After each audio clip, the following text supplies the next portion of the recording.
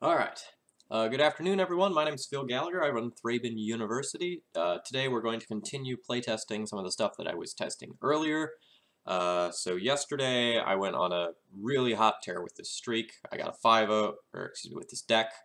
I got a 5-0 and 2 4-1s in a row with this, and then I 0-3'd my next league. And I think I'm currently off to a bad start of this one. I think I'm 0-2 in the current league. But I don't really want to ignore a deck that makes, like a GP top 8 winning run. So like even if the last few matches haven't necessarily gone well, I think the deck's very good. So I'm gonna mess around with this a little bit more and see what we could do with it. I've kind of done a longer deck tech on this already, so I don't think I want to go into too much more detail here, but if you have any questions about what I'm doing, feel free to throw it in the chat. And let me see if I corrected my deck list. I did not correct my deck list.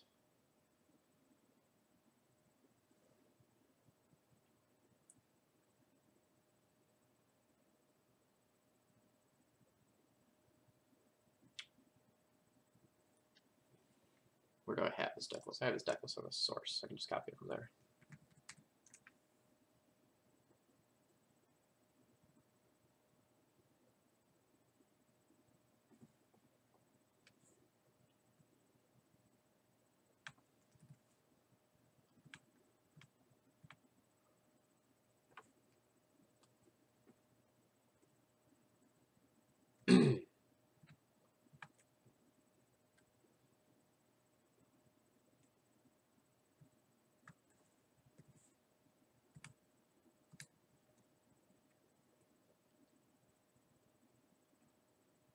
Okay, folks, the deck list is now updated below the stream, although you might need to refresh your page in order to see the changes.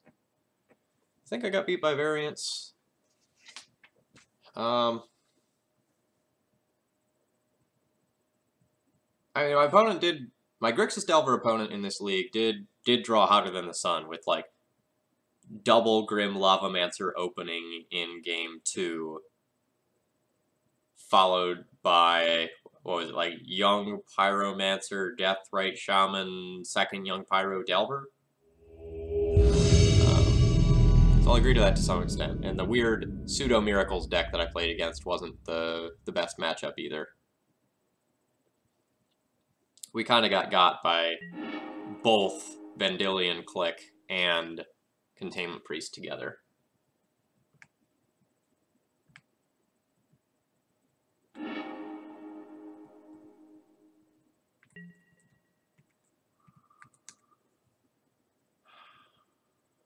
Alright, so what am I? I'm going to be on the draw against Ant.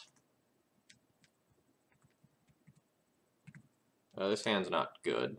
It's a mulligan, basically no matter what.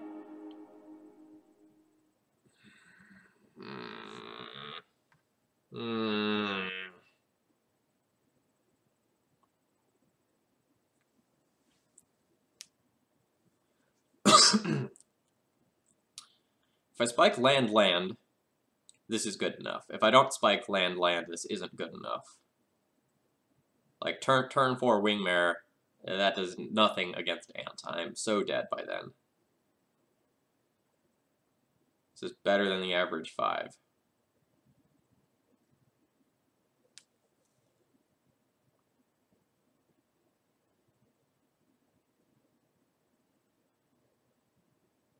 Probably not.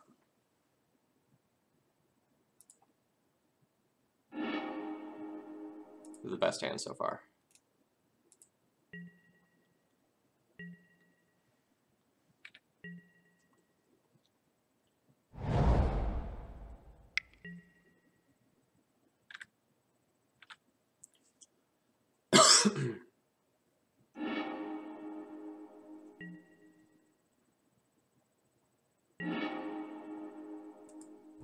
Bottom top with the preordained, just for reference, chat.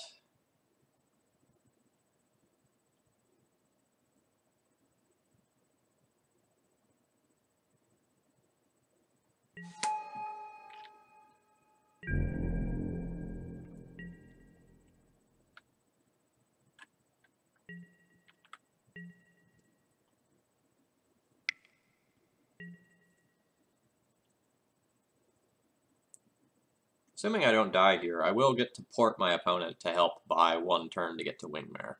So that's good.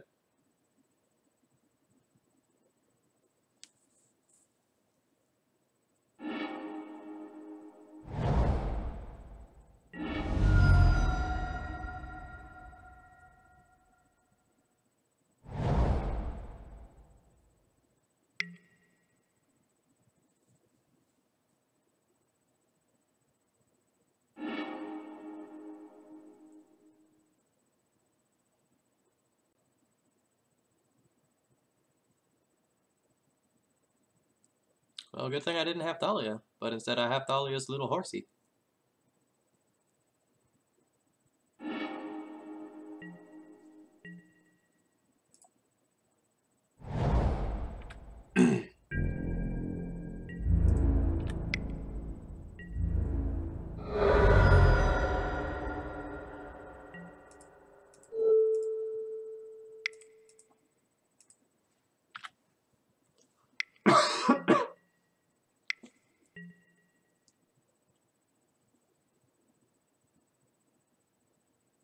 Thalia, even when it's not in your hand, it's still good. That does say something about the card's power level.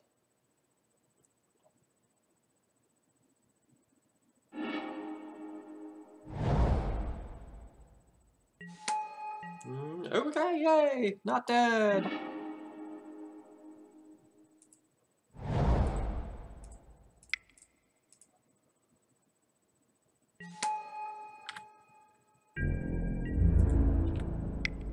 I mean, my opponent still can, like, possibly go off through one Wingmare. But they probably can't go off through a Wingmare and another Wingmare.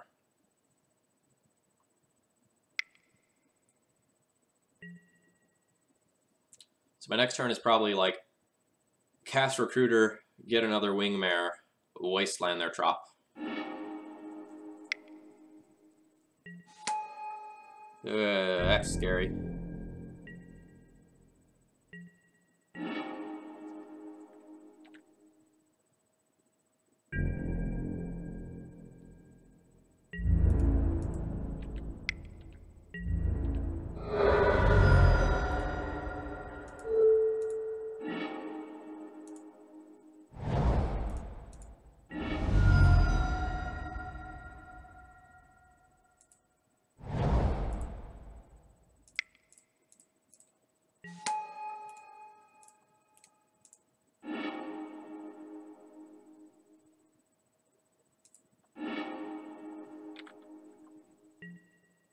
Alright, so they will get this turn to either therapy me or try to go off.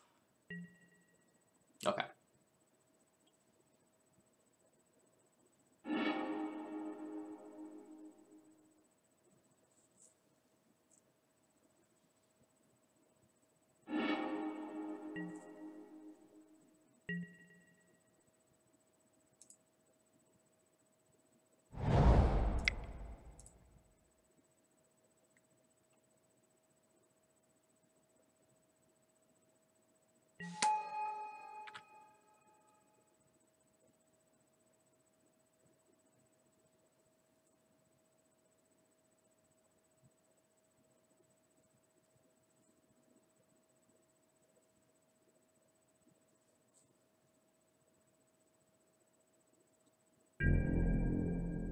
Yeah, Shalai would be good here.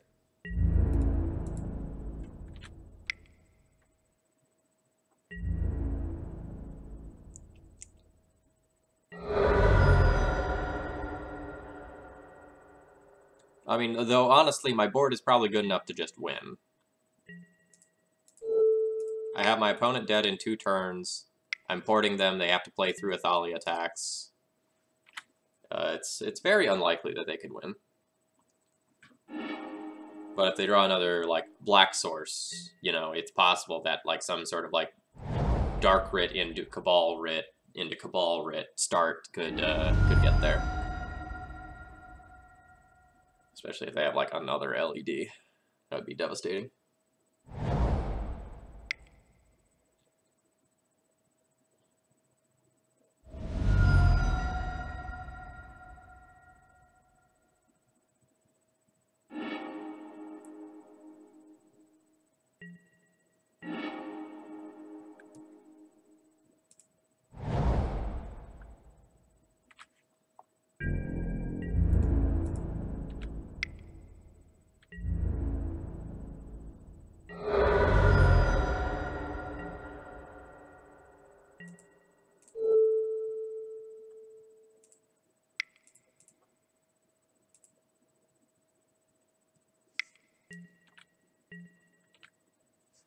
I don't need that draw stop anymore.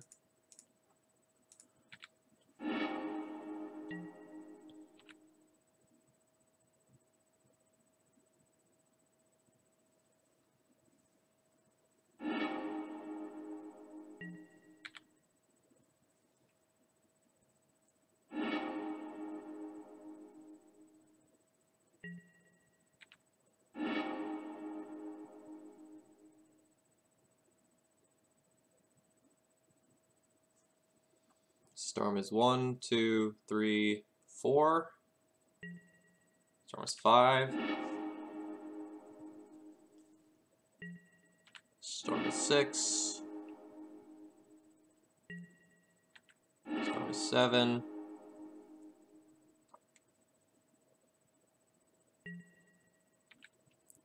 Storm is 8.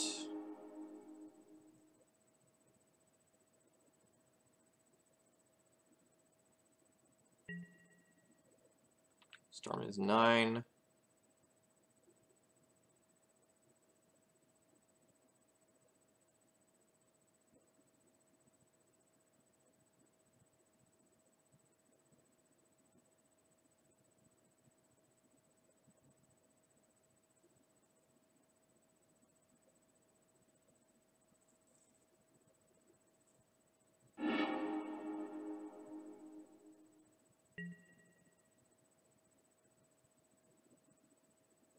Storm is 10. Oh, there's a second Infernal Tutor in there. Storm is 11.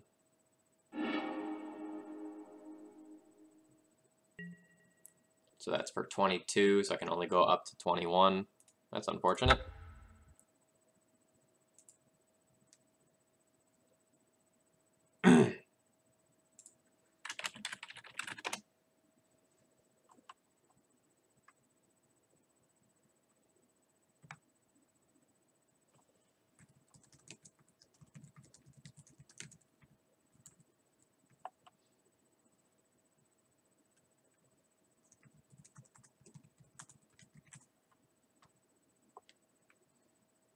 Yes, that was incredibly well played by my opponent. They are a long-time Storm player. They've put up a lot of results with Storm.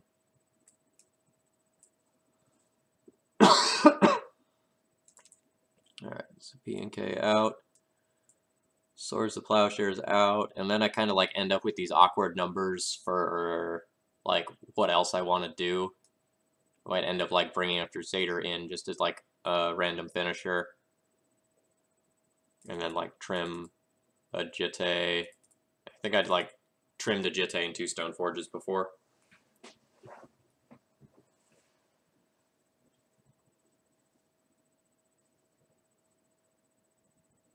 Like, Magus isn't stellar here either, but it can stop my opponent from, like, abrupt decaying and things of that nature, so it's not irrelevant.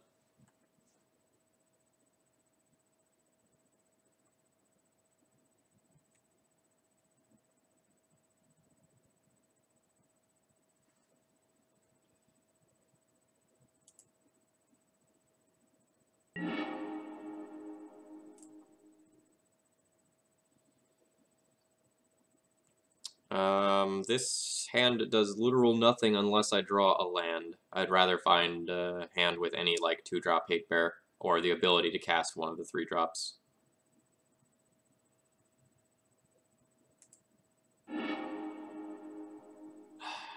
I'll keep a Thalia hand with the Scry.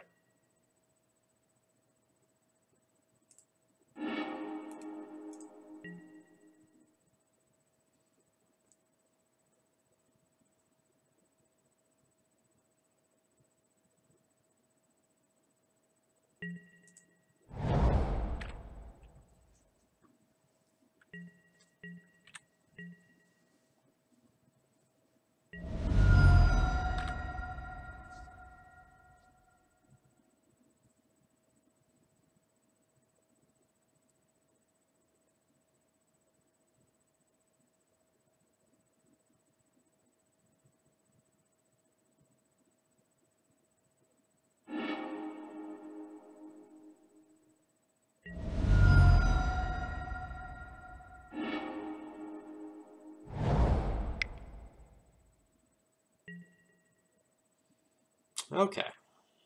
So now our hand is complete and utter garbage. Fantastic. And we bricked on the land. Alright, so we're dead this one. We'll drop from this league and move on.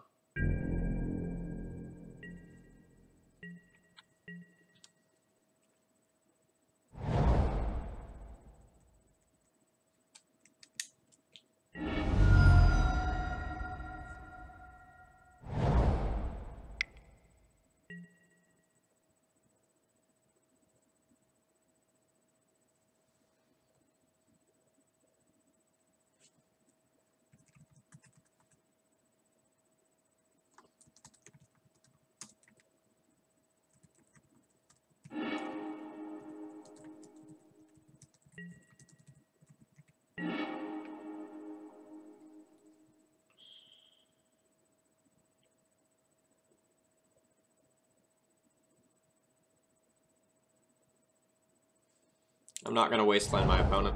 I'm just going to pass the turn. And if they kill me, they kill me. But I think the only way I can possibly win this game is by either drawing a Thalia or another 2-drop 8-bear, or drawing a land to deploy Wingmare.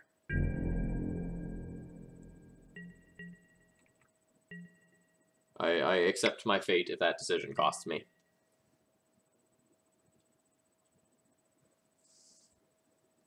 But I just, like, my hand is just like mono 3-drops, so I'm in pretty bad shape.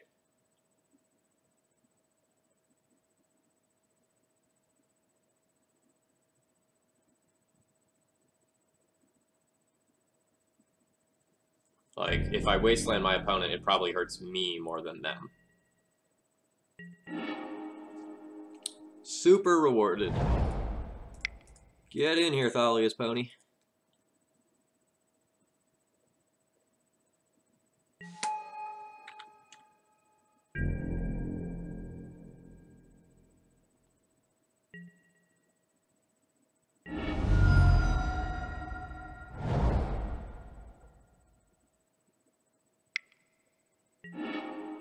Oh. But hey, that's one more card out of my opponent's hand.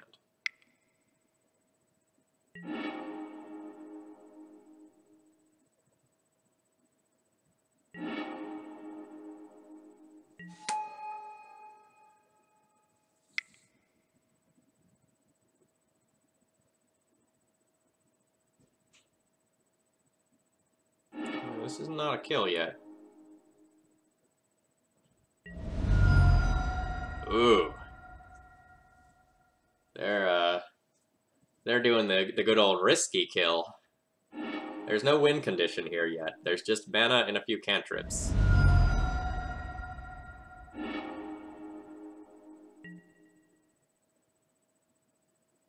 I like the cut of this guy's jib. Or girl. Whatever a Cliffy is.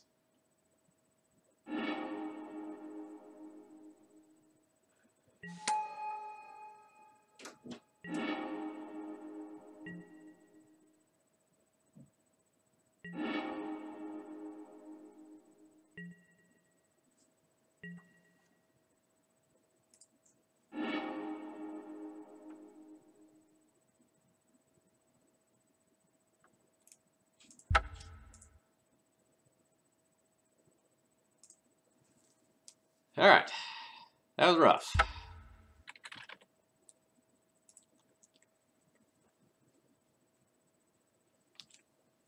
Alright.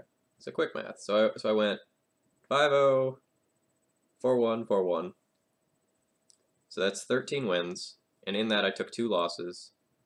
And then I took 2 0-3s in a row. So 13 and 8.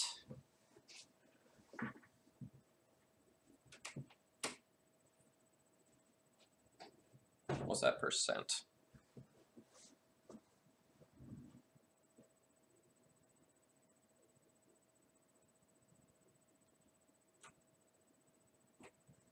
It's about 62%.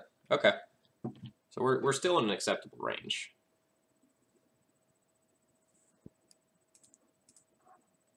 Let me look at this deck and see if there's any changes I want to make.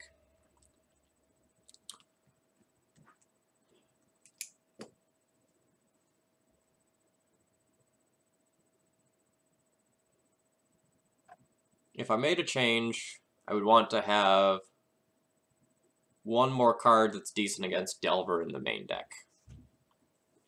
I would love a lifelinker, but there's not a lot of great options that play well with the Cavern of Souls that I'm trying to do for the rest of the build. Like, Aerial Responder is the sort of card that I want, but it doesn't really work. Like, that's too hard on the mana. I don't love Fiendslayer Paladin. No. I don't think I want to play a champion. Like, I don't think that card's necessarily good enough unless I'm going to, like, try to do some synergy with it. And, like, matchups where I'm boarding that in, a lot of times they're not going to be PNK matchups, so I'm not going to be gaining, like, silly amounts of life.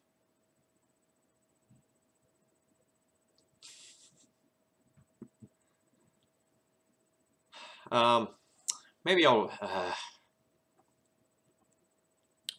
I could also make a change like this, where, like, I shuffle a Canonist over to the main deck and move the Shalai to the sideboard and only bring it in when it's good. But I'm not boarding it out a lot. I'm mostly boarding it out against Delver. So maybe that's not true.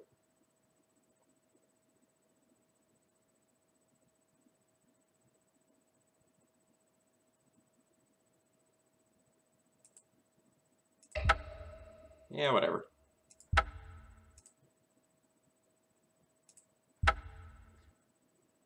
If I have another poor league with this, I'll go back to the drawing board and I'll draft up a mono white deck that I want to test out.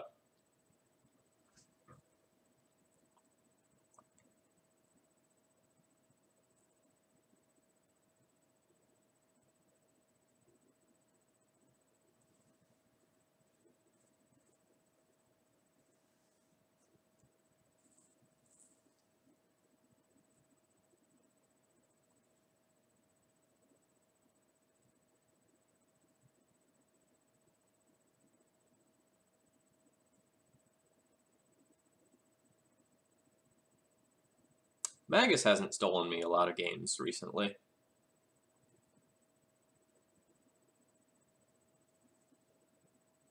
Afternoon, Gutshot the Bob. We just jumped into another league with the red-white deck. The 3 Stoneforge Mystic one that I was testing yesterday.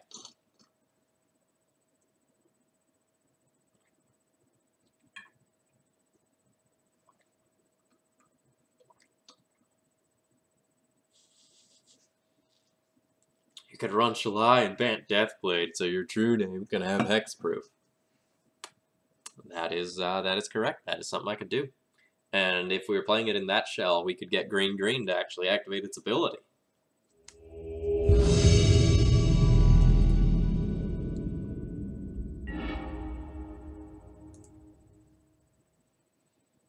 This hand looks medium.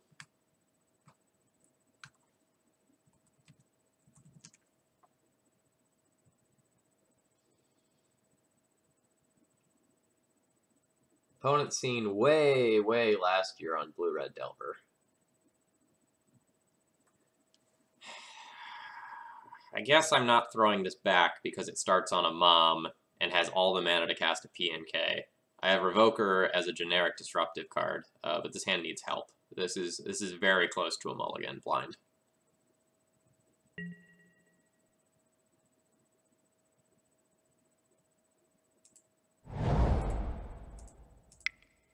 Should have let him Cavern there.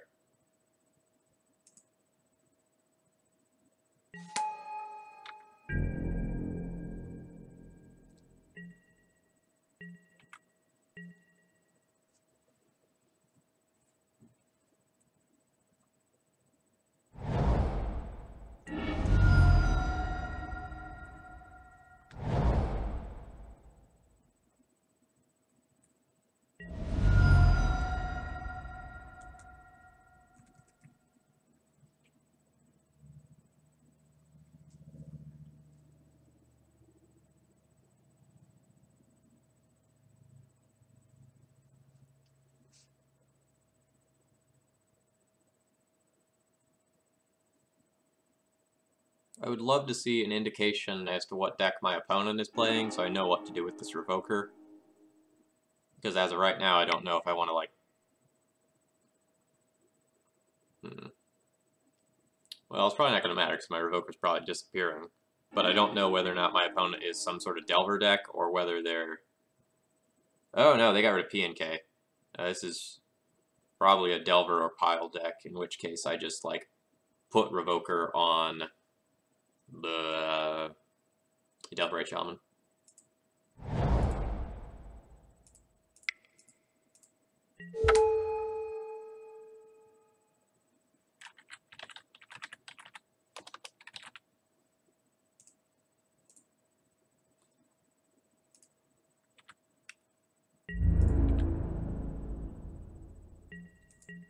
Not that they have a Death Red Shaman right now, because they would have just, like, played it on 1 over therapying P and K, which could have been done later, but...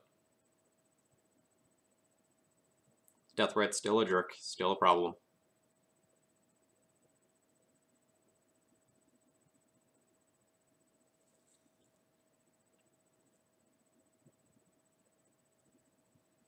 I also could have played Cavern on Human preemptively, in case of...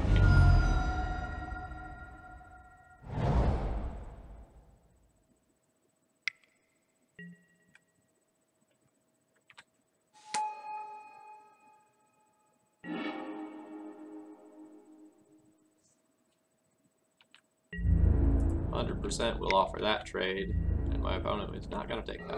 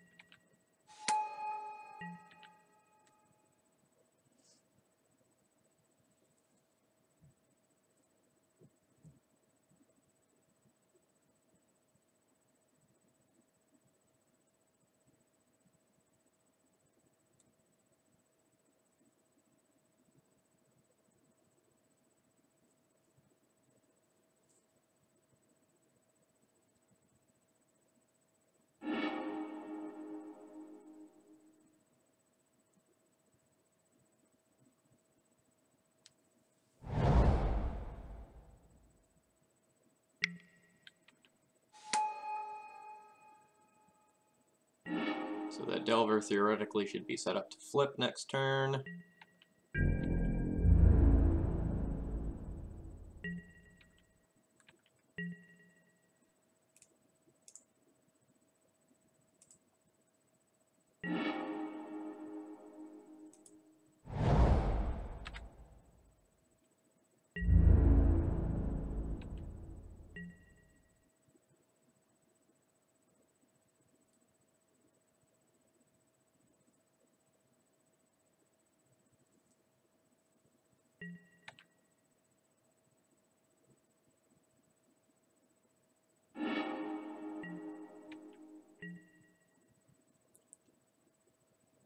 Yeah, the Wasteland doesn't feel particularly potent to me. But it's not like that land is doing my opponent much good right now either, to be fair.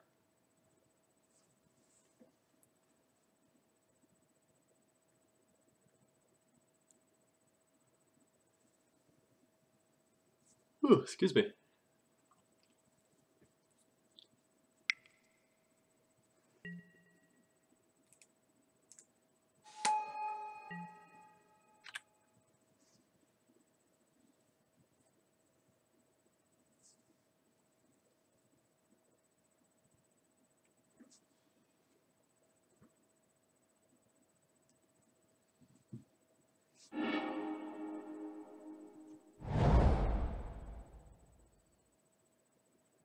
There's no shuffle.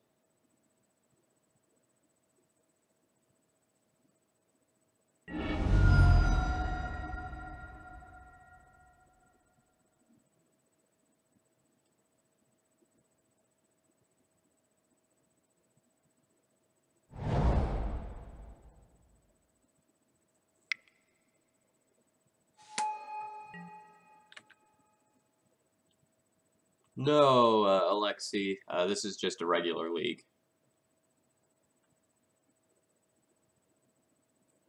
I don't usually play in the Legacy Challenges just to give myself, like, flexibility of what I want to do with my day. I'm also not a fan of, like, trying to double queue, and I'd much rather stream for people. And I would not stream the Legacy Challenge if I was doing one. Just because, you know, you can't really trust people to,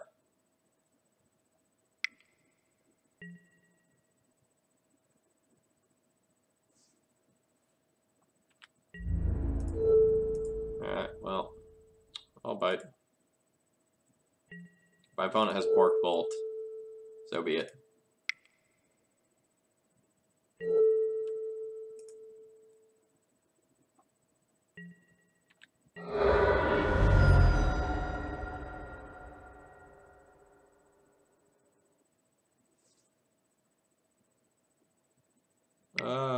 Yeah, okay.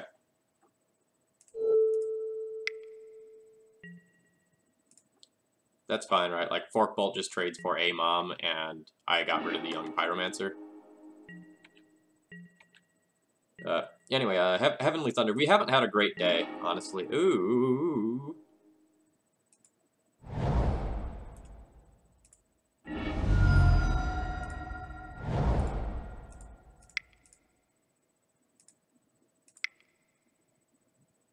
This plays around the days I know my opponent has.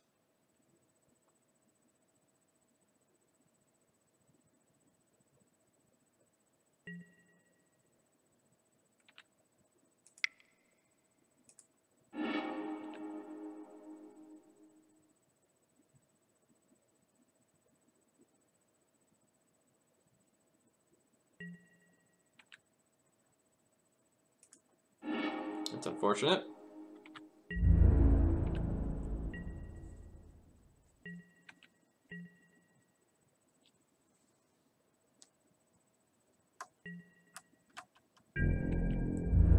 We've definitely been on the wrong side of variance on a number of fronts in the past 6 hours here.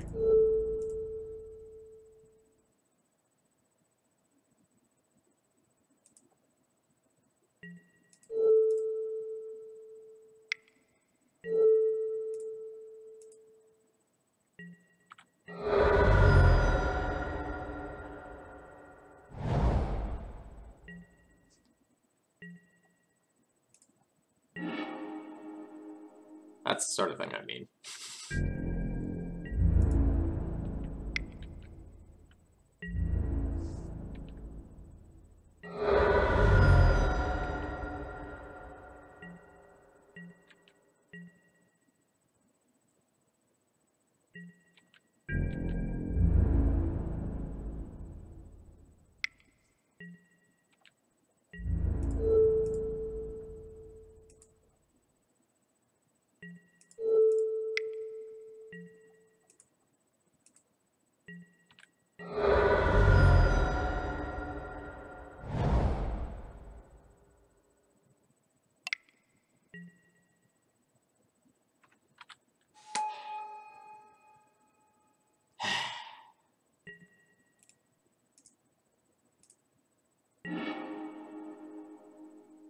See, like, if not for True Name Nemesis, I totally get to take over this game now.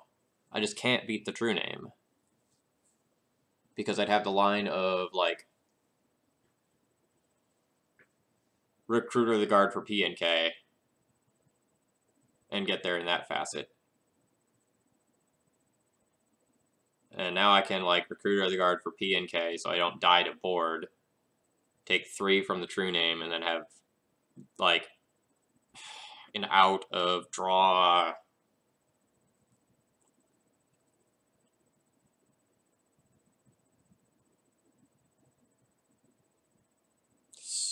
Jete naturally to gain life. Alright, is there any other way I can do this? I can cast Recruiter, get Flicker Wisp Recruiter, Flicker Wisp Delver.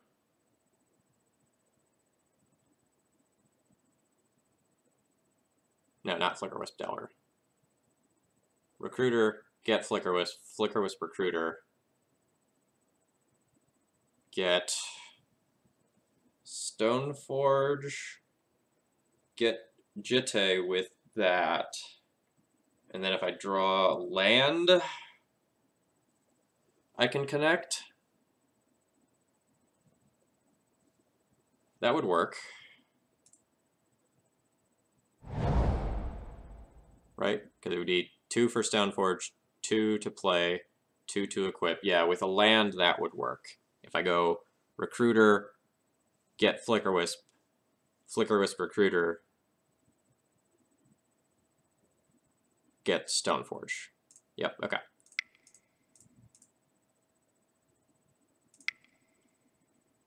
Doesn't matter which one of these I do off the vial, because I'm dead if my opponent has anything.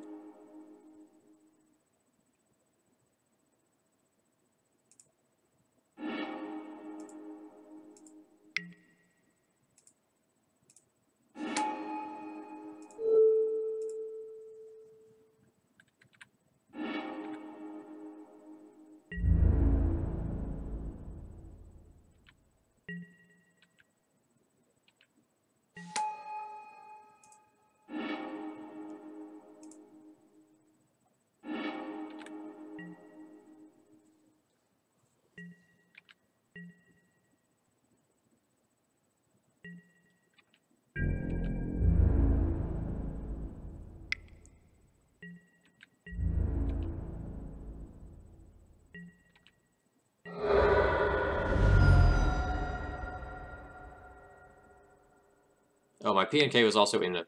God damn it.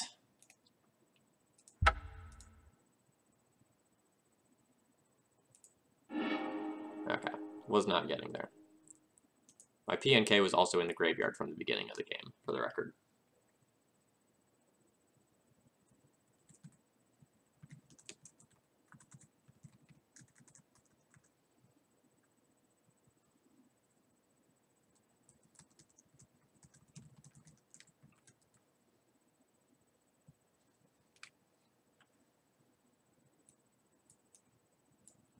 Alright. Paths in. Crusader in. Rest in peace is a maybe. Unsure how I feel about that. I keep going back and forth. Just go like Revokers out, P&K out, and Shalai out. Whether or not like Rest in Peace or Magus or Wingmare is better here is tricky to say.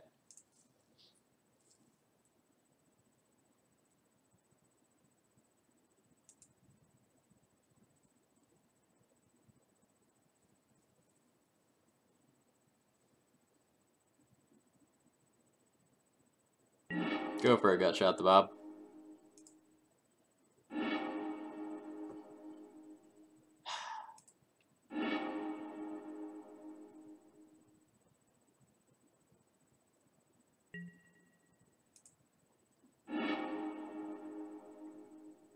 I will put that land on top and probably take it.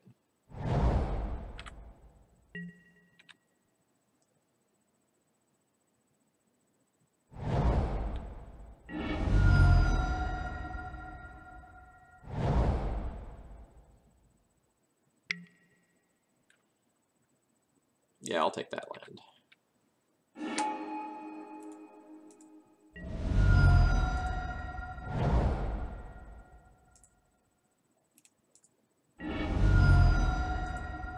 No, a main deck canonist isn't crazy. I don't like love it.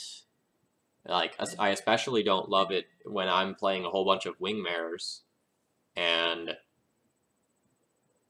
like Wingmare and Canonist don't stack well together, right? Like that's not synergy really.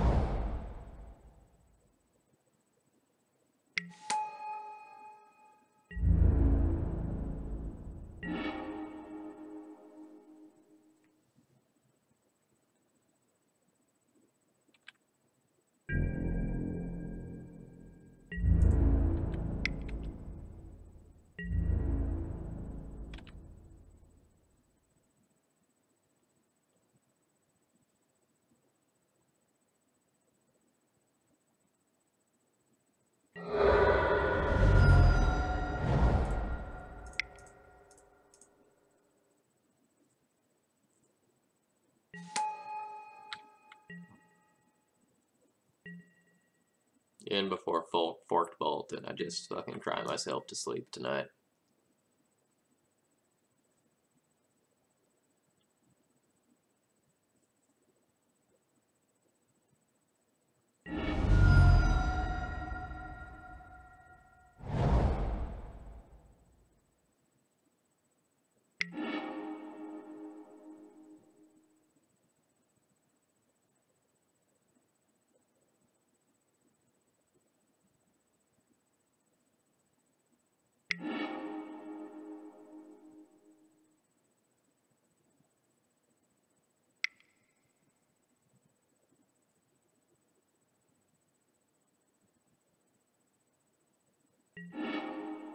Great.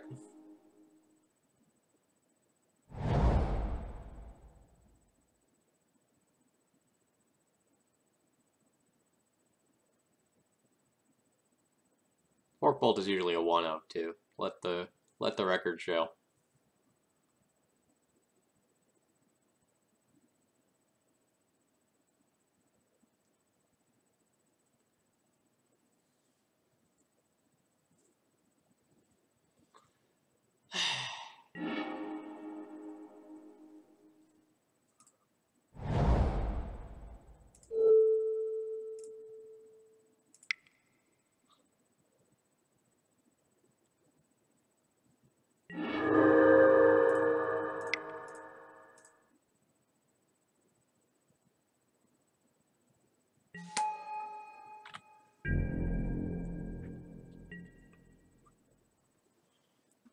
I will be so happy when Deathrite Shaman is finally banned.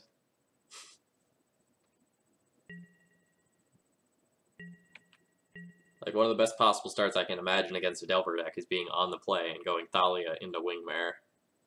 And Deathrite Shaman coupled with Fork Bolt just completely undid all of that.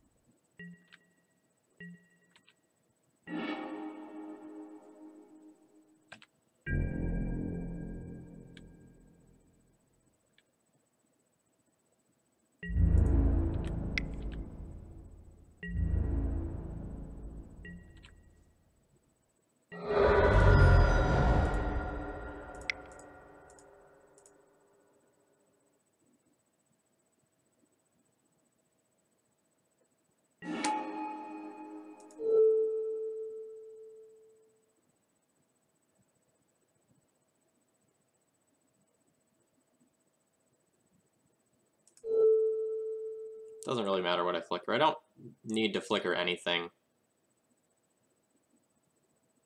On the off chance that my opponent has, like, Stifles or something like that. Excellent.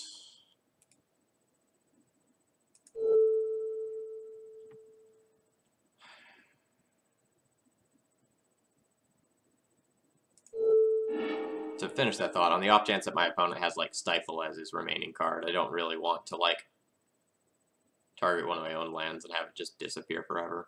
I guess that doesn't really matter if I have the Wasteland too, because they just stifle that.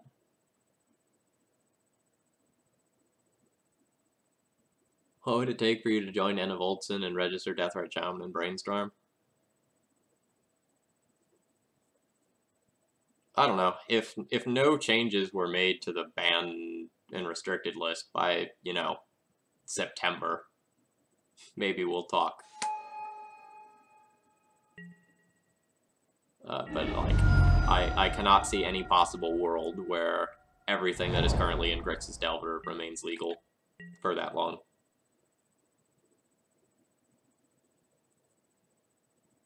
Like, it is very clearly the best deck in the format, not close.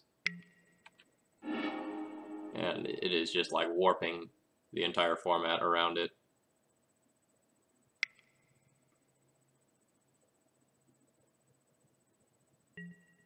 God damn it, fucking why?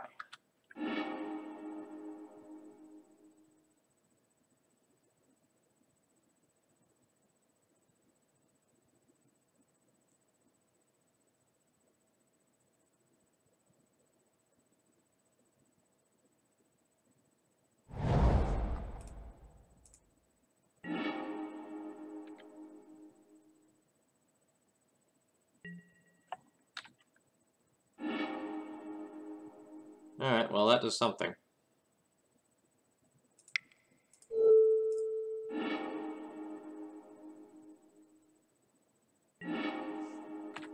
But now my opponent still has like 4 cards.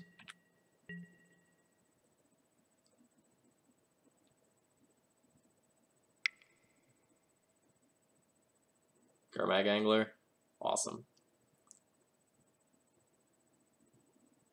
To just continue the frustration against, like, playing against this deck in particular, I have to remove that Deathrite Shaman because it's so good.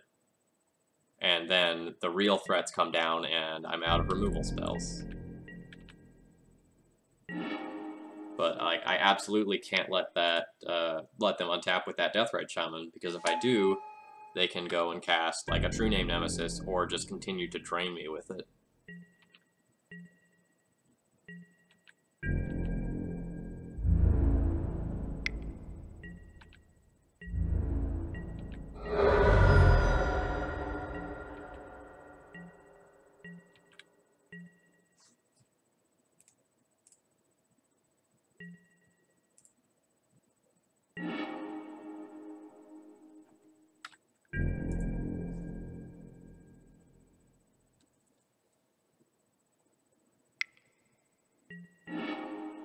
Awesome.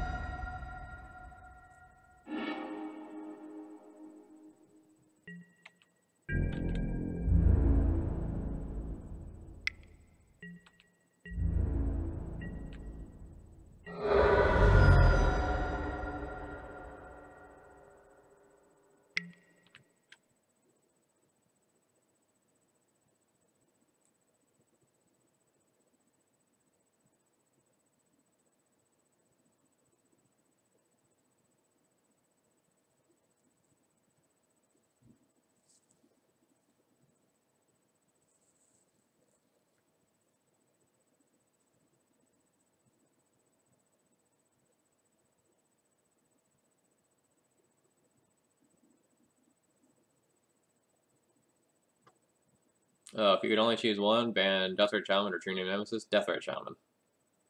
Deathrite Shaman is what makes True Name Nemesis a much better card than it is on paper. Like, Deathrite Shaman pushes True Name to be amazing, whereas normally it's just incredibly good.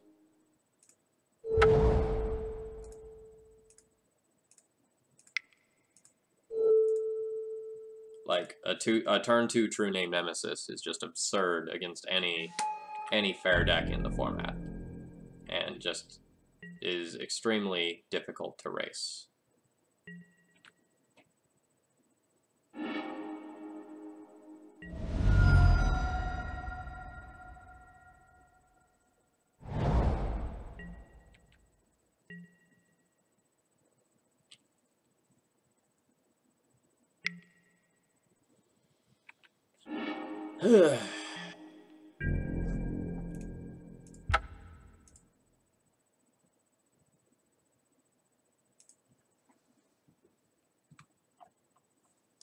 Game 2.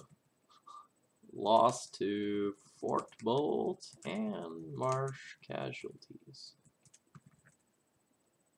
And like this is the side effect of like the Deathrite True Name Shaman true name Nemesis world we're living in. Now everyone is playing things like Marsh Casualties that previously were very rare, which has the splash damage of really hurting decks like Death in Texas. Alright, that is now my 4th loss to Grixis Delver with this build. That's unacceptable. I either need to like change something about this build to make it better against Grixis Delver, or just switch back to mono white. And then just figure out how to make the mono white deck beat on pile real good.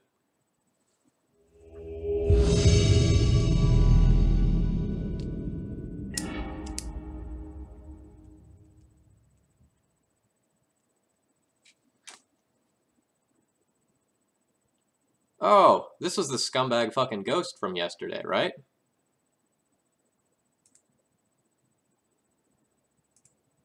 Yeah, this was the scumbag fucking ghost.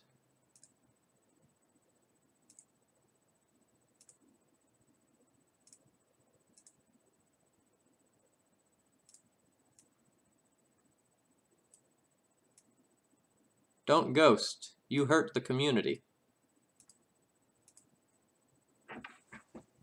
Hey, Static Grip. Thank you for helping the community by supporting me in my efforts. I am now going to basically not talk about what I am doing this game. So enjoy a few minutes of poor content. My opponent's playing Miracles, by the way.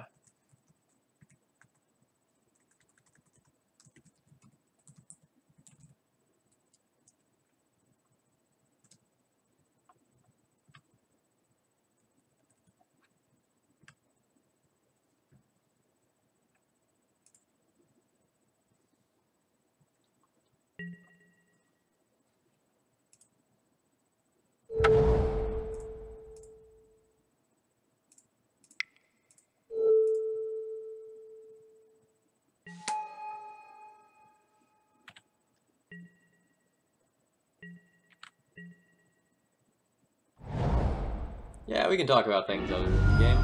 I'm down for that.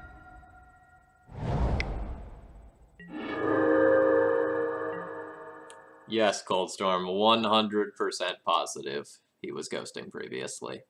Unquestionable. He made a play that only made sense if he knew the exact contents of my hand.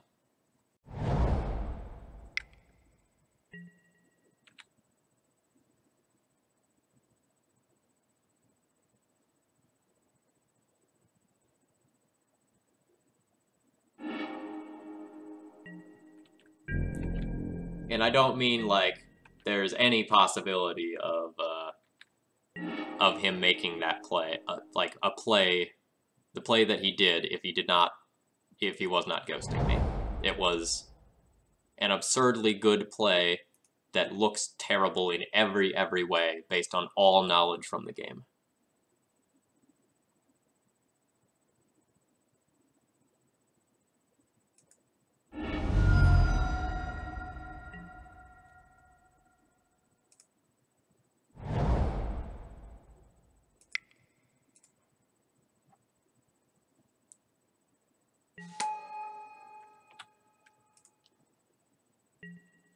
How do you like Dominaria? I didn't play in any pre-releases. That's not really my jam these days.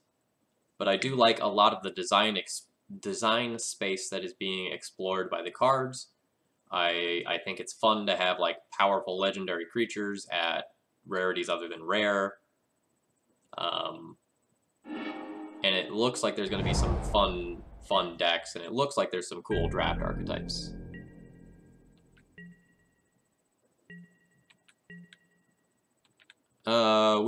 We lost in convincing fashion to a very good Grixis Delver draw that included Forked Bolt as well as Marsh Casualties.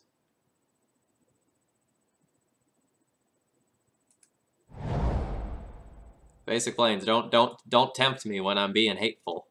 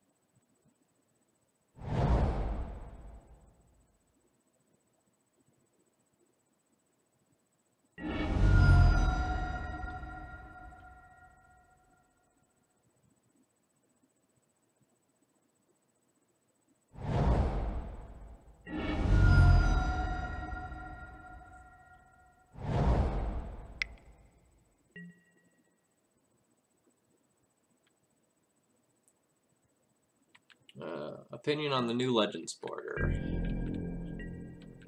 Not thrilled with it. Not hating it. I see what they're trying to do.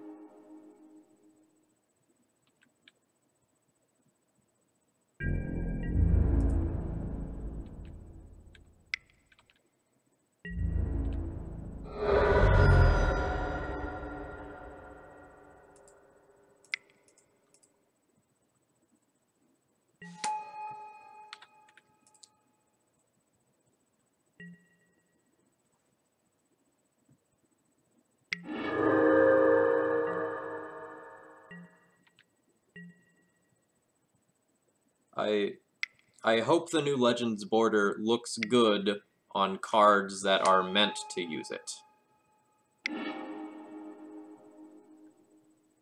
I think some of the older cards, where they weren't designed with that in mind, are going to look poor with it.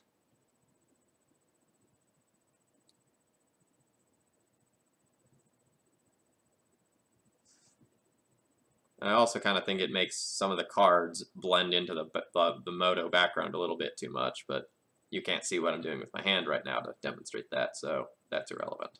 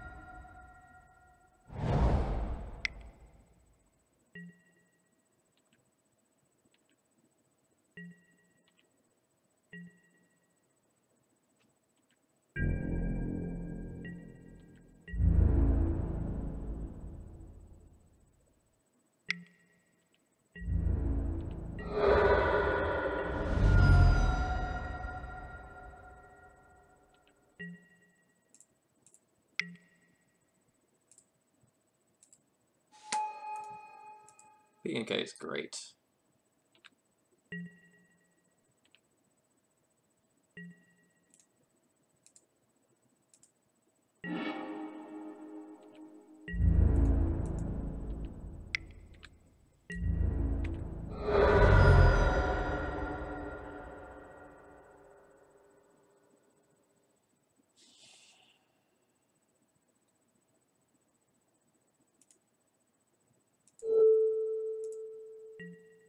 I'm just going to kill these now. It's slightly punishing if my opponent terminuses me. But, like, whatever.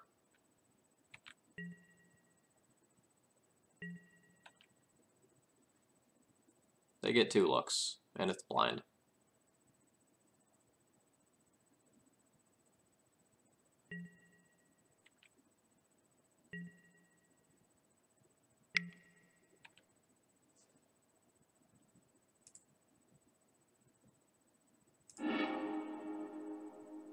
There's a shuffle.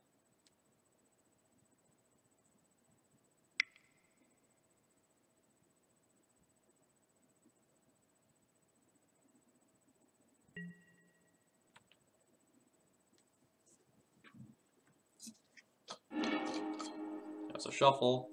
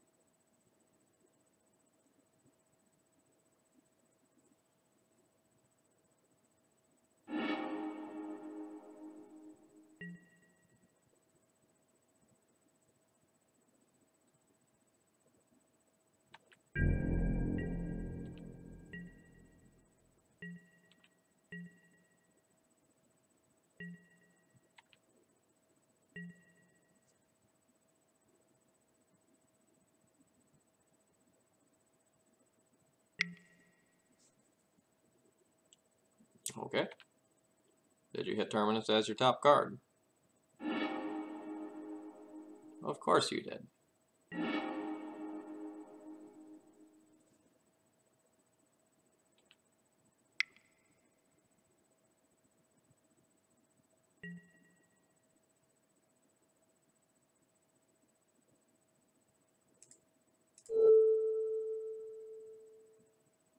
I just want to huck a Thopter at them and put them to 4. If I huck a Thopter at them and put them to 4, then P&K is just lethal on the next turn.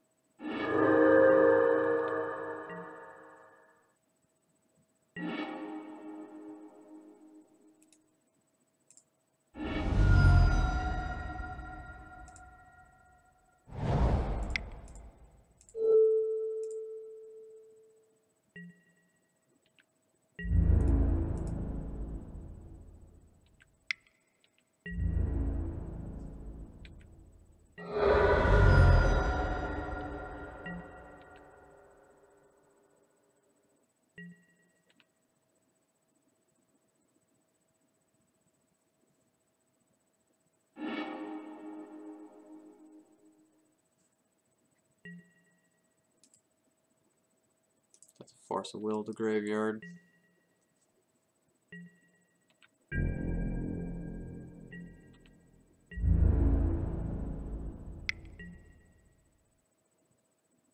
You bet.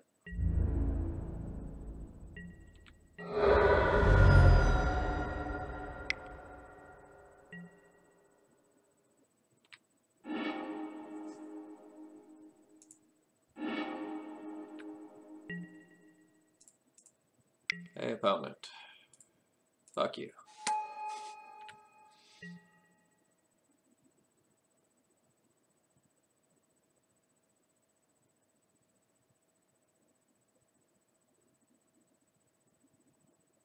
Cool.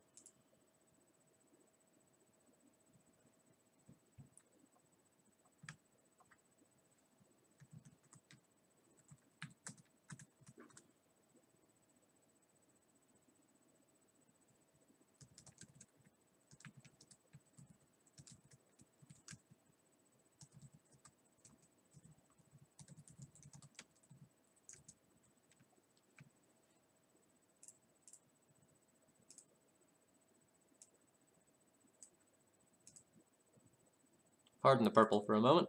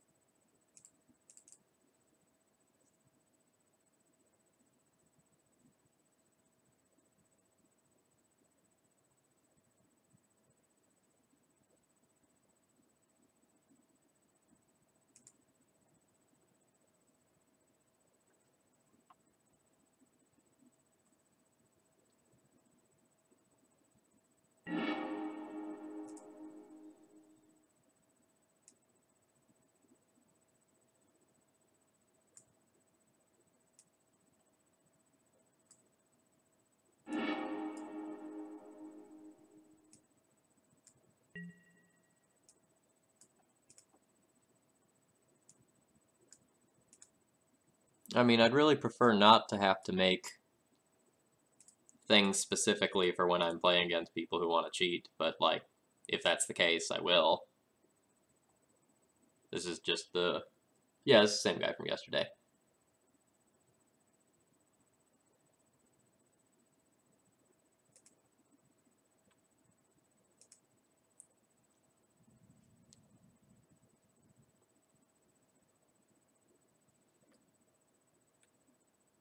I mean, I'm not the sort of streamer who wants to take somebody else's images or music or things of that nature and use them for my own benefit. So I wouldn't do something like a Ghostbusters logo or something like that. Like that's why all the stuff on my website and stream is original art.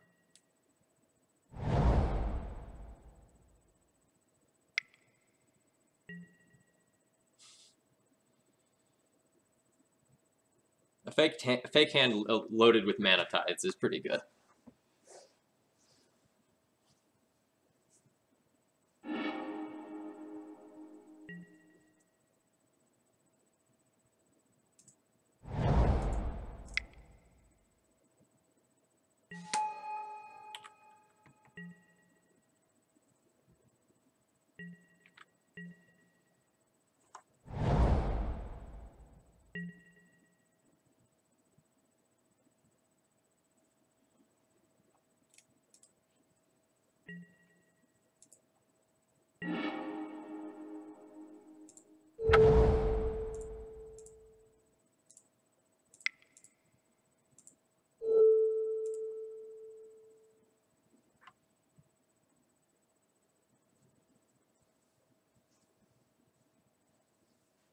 Yeah, it is static grip. Like, it takes all of the wind out of my sails. Like, I'm not excited to be streaming right now.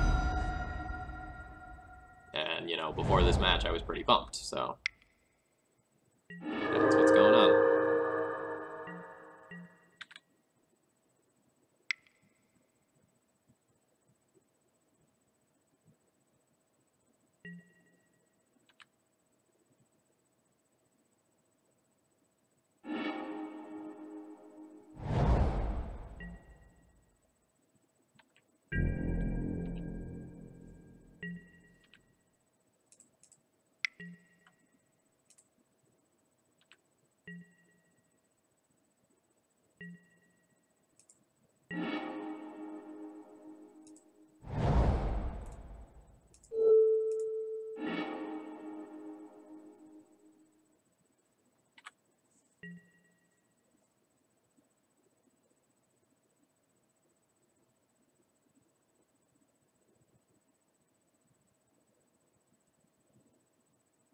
Yeah, destroy target creature. Like, it's nice to talk about plays after I do them, but it's really hard for me to talk about plays and my rationale for doing them when I have to hide everything about my hand in discussing them. Like, most of the plays in this deck are contextual, and I can't give you that context.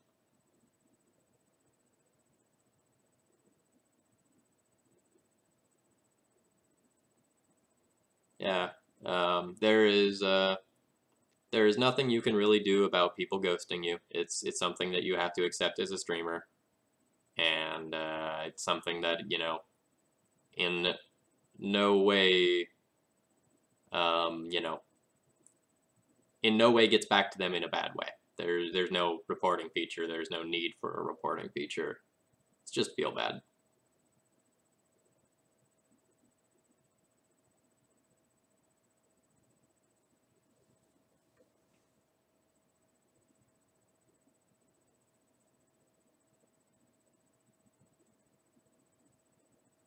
I mean, what I should really do is look into, see if there's a feature where I can just, like, block a user on Magic Online. That way I don't get, like, paired against people who I know are going to do that. There might be something of that ilk, but it might just be, like, block them from chat, not block from getting paired against them. That would make more sense.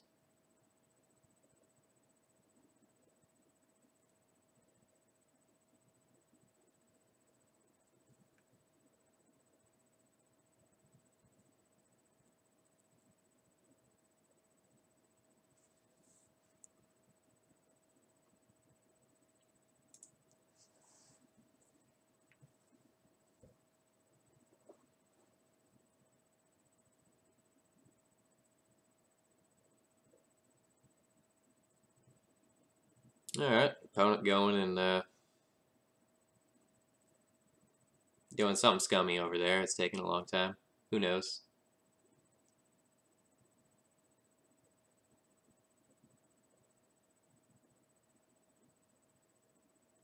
Sure, static grip. How do you enforce that? How do you get WotC to enforce something that involves a platform that they do not own? Good luck. How do you prove your opponent is ghosting? most of the time they're not so stupid as to just say, like, oh yeah, I'm ghosting. Although you'll see that every once in a while.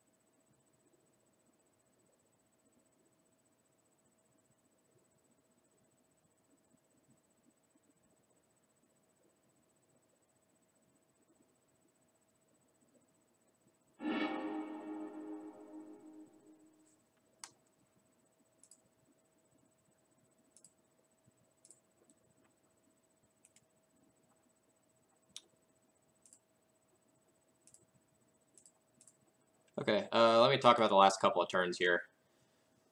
So, I got a lot of questions. I obviously didn't answer any of them.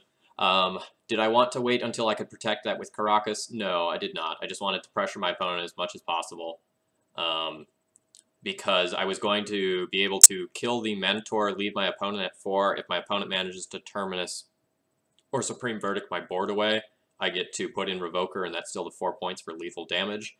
And if that doesn't work out, I get to just, like, Cataclysm away all of their lands on an empty board after they Terminus me, leaving myself with a Vial at 2 and a Revoker, and I would have been in really good shape from there.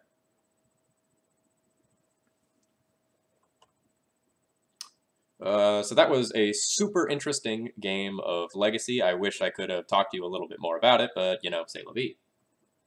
There were a lot of really cool decisions and a lot of, like, intricate traps I was setting up that probably were not apparent.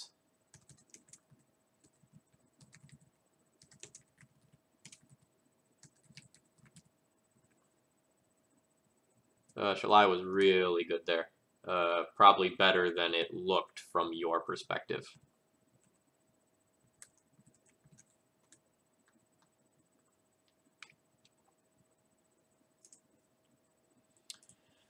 Okay, so now that I'm talking again, hello everyone, my name's Phil Gallagher, I run ThrabenU University, and today we're streaming Red, White, Death and Taxes featuring Shalai.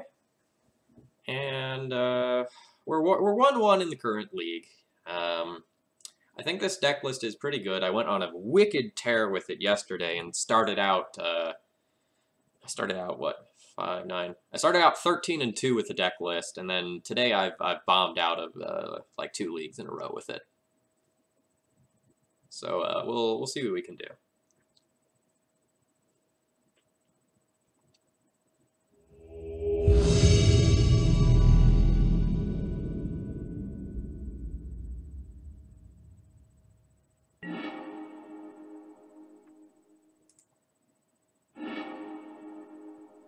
You have no idea how frequently people will respond to Vial activations out of fear. If you only tap Vial when Vial is good, then your opponent always knows you're going to put something in. So you got to mess with them a little bit. This hand is super slow. It, like, kind of does nothing. It's already a mulligan because we have double Caracas. I want to find something that is early action, some sort of disruption. I have just none of that here.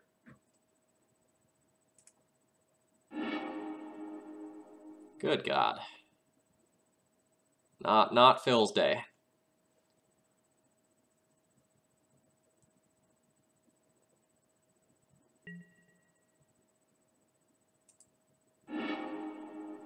This is the best hand so far.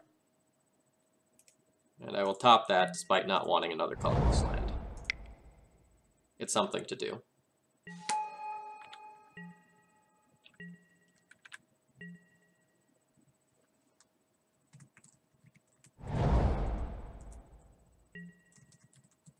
Oh great, I'm probably playing the mirror when down a bunch of cards and not able to do anything with my hand. Joy.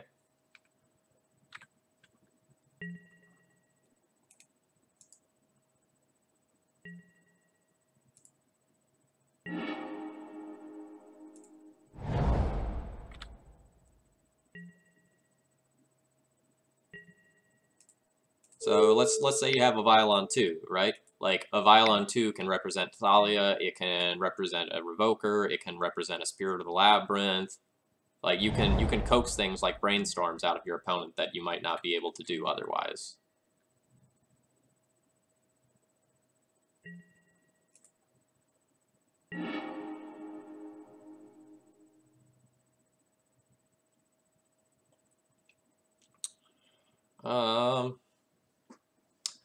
I think I just want to continue porting my opponent.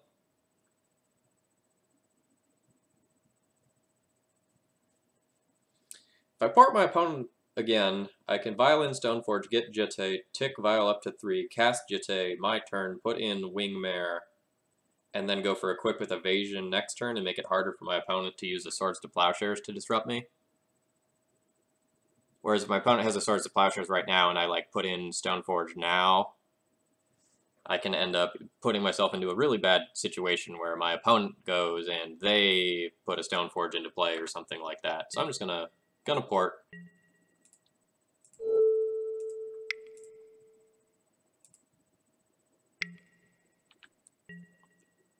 I wouldn't blame someone for taking the Stoneforge line. Hmm? You thought it was me, the mirror, but it was Soldier Stompy all along.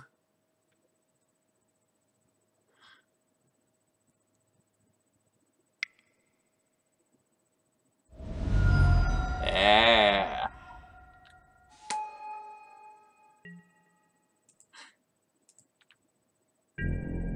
I really need a white source this turn. My god, do I need a white source this turn.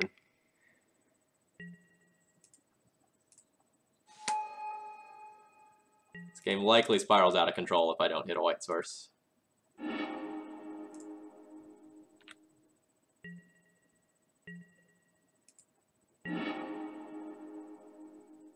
Fuck.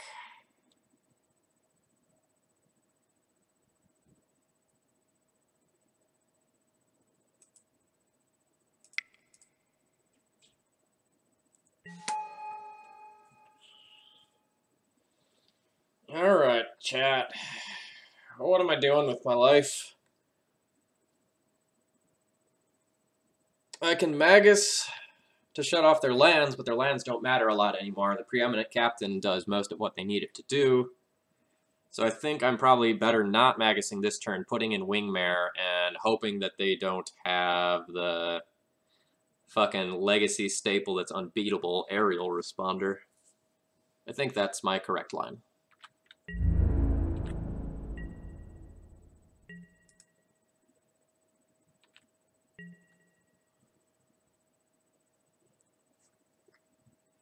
And unfortunately, this is a trigger when it attacks, so it's not like I can just chump block to prevent this.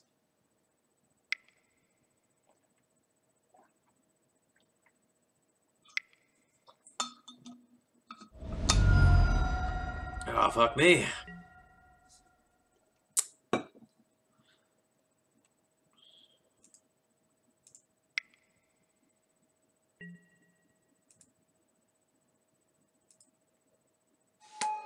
Jitte seems a lot worse now. God, I wish I wouldn't have played around Swords to Plowshares this game. I would have absolutely, like, totally taken over this game if I didn't. And now I'm a huge dog.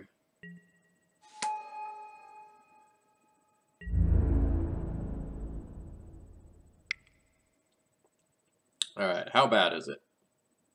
How bad is it?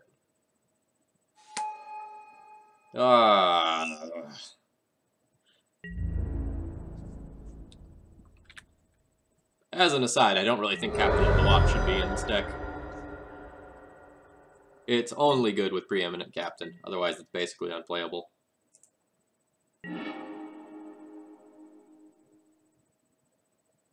The damage has been done.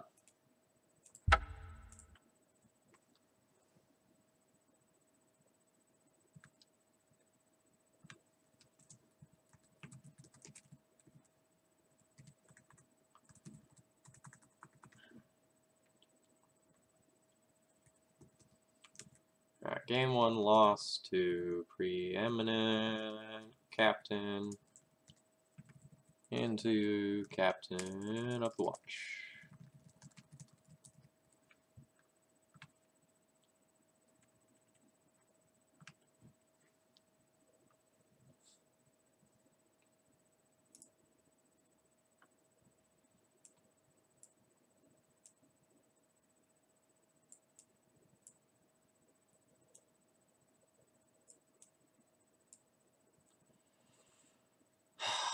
what's bad?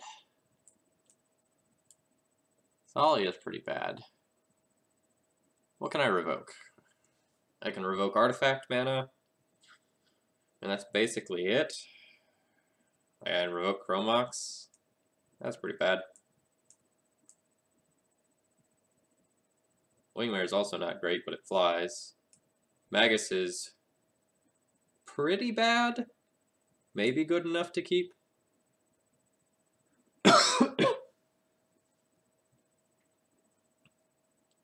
Vile is still the best card in the deck. If they don't have Suppression Field, my god, I want to have Aether Vial.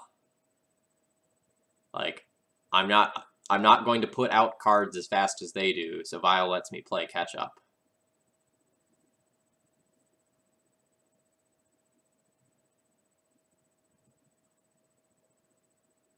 I guess if I'm going to bring in all these Path to Exiles to remove their relevant cards, then I shouldn't bank on the Magus of the Moon plan working.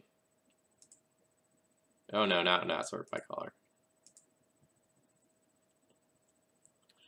Cataclysm's borderline, Ken.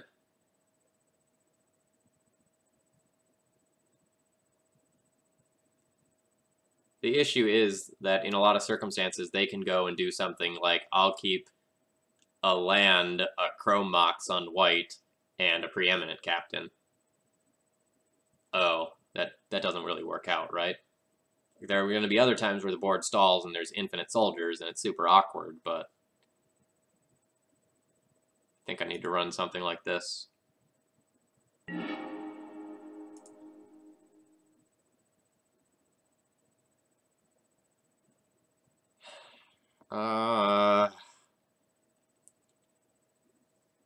This is not a good hand. It is a very fair hand. It is a hand with 2 elements of mana disruption. If my opponent doesn't have a bonkers start, this might be fine. Like, it can technically get a Stoneforge. I'll have Shalai to protect my stuff. I'll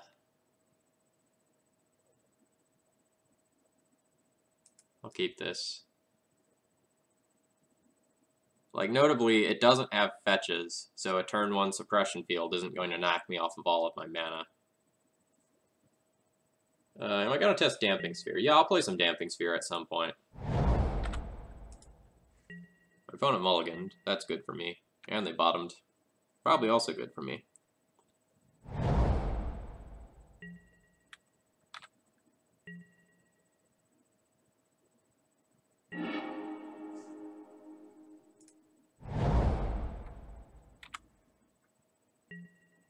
Is Thalia's First Strike better than Wingmare? My opponent's deck has Caracas in it, so keep that in mind when you're evaluating the card choices.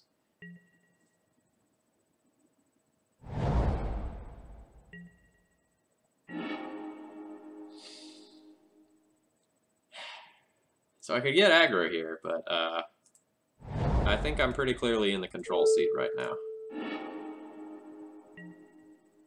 I'm just going to repeat my last turn.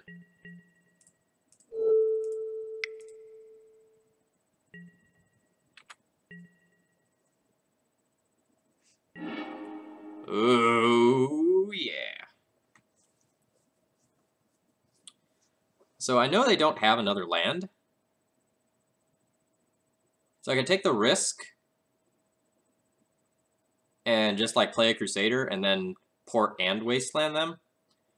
But if they top deck a land and then play like a suppression field, that looks kind of silly.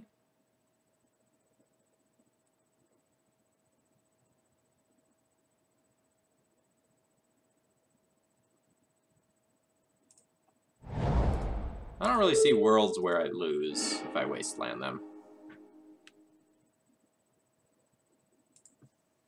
Yeah. Yeah, just doing nothing seems good. Best line in Legacy, do nothing, win. Alright, so, game to win, double wasteland.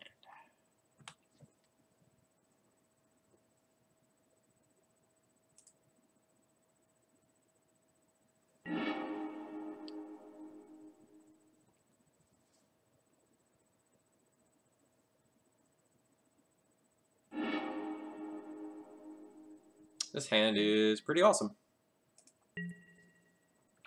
It plays around suppression field pretty well. It has removal spells. You know, awkward removal spells because, you know, it's path and it ramps them, but whatever. Removal spell is removal spell. Damn.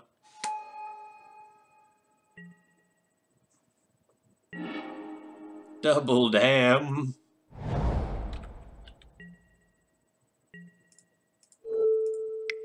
It's fine. We have a Recruiter of the Guard for a Flicker Wisp. And then I'll have 3 removal spells.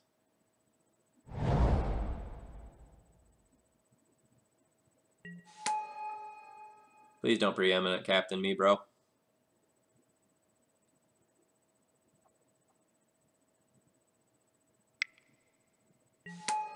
Shit.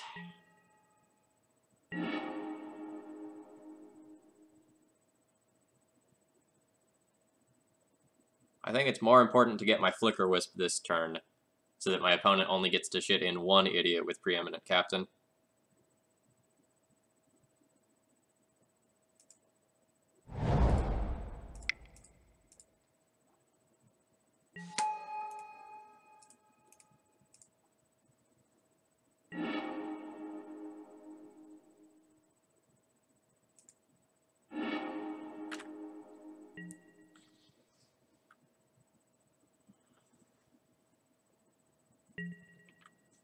Alright, let's see if my opponent has the Captain of the Watch. I feel like I can beat most non-Captain of the Watch things they can put in. Like, there'll be stuff that's bad, but just Captain of the Watch is devastating.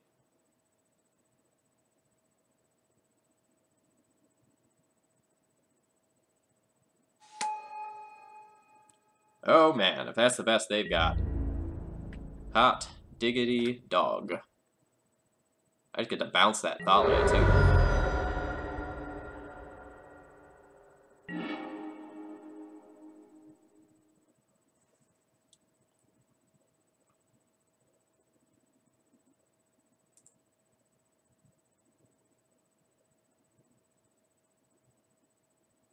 Which I guess I have to do now, unfortunately, if I want to, like, use triple white stuff.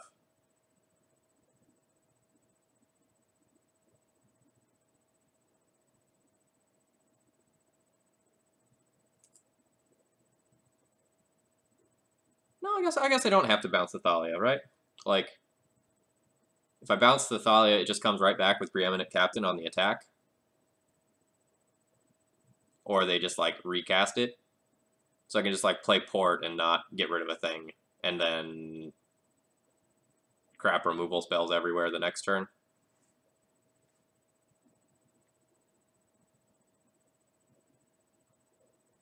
Or...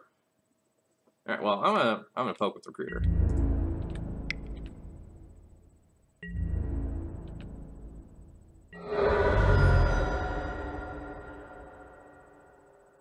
Like, the more mana I have in play, the closer I get to, like, Stoneforge Mystic shenanigans, which is what I care about. How's Shalai been in your testing? Pretty solid stunting. Yeah, that is the problem. A second Chalice is problematic.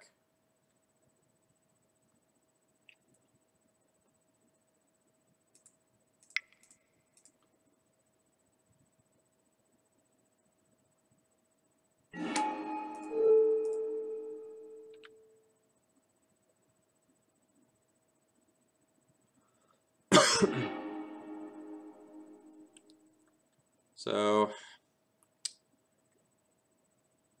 I think I'm going to play Caracas so that I can bounce Thalia during combat, and then on my turn, or no, remove Thalia end of turn, so that on my turn I can potentially, like, no.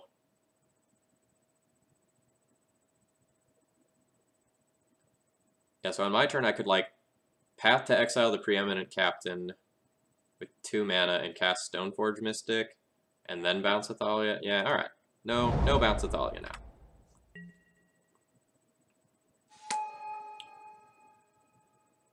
Like, I don't really care about those 2 extra points of damage right now. That's fine.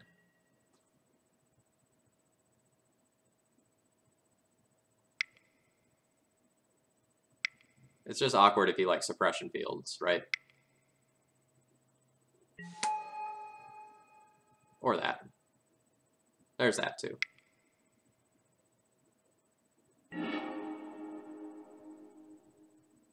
Alright, that was a cycle cast out, for anyone curious.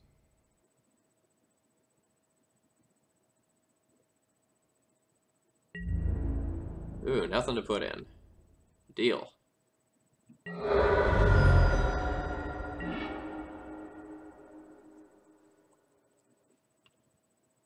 Okay. So now I can play Recruiter, get Flicker Wisp, and also play Stoneforge Mystic and get Jitte.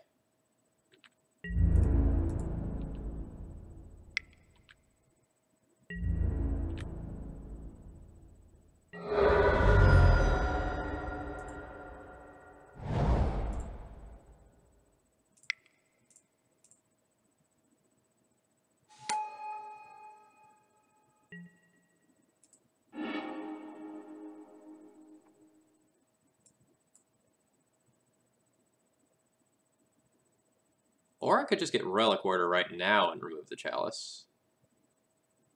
That's awkward if he draws Palace Jailer, though.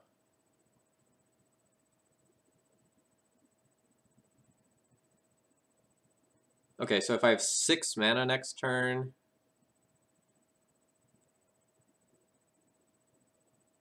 Wait, no, it's not awkward if he draws Jailer. It's just good, right? Because that would just knock it to 0 counters anyway?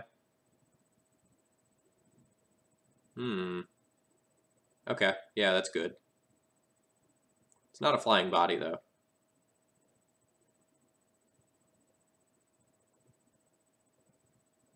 I'm gonna get Relic Order to make my mana easier next turn. Because I have 6 mana, so I could go, like, Jitte, Equip, and Relic Order.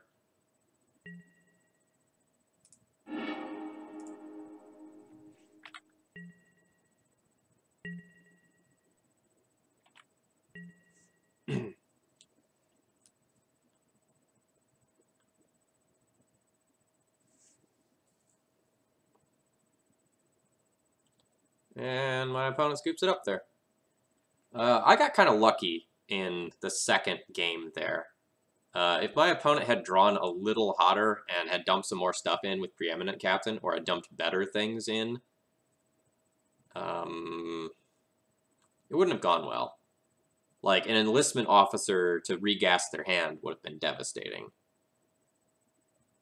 Palace Jailer would have been annoying, maybe not devastating, but annoying. Or, you know, even just something like an aerial responder would have, like, provided much more of a clock and made it harder for me to race.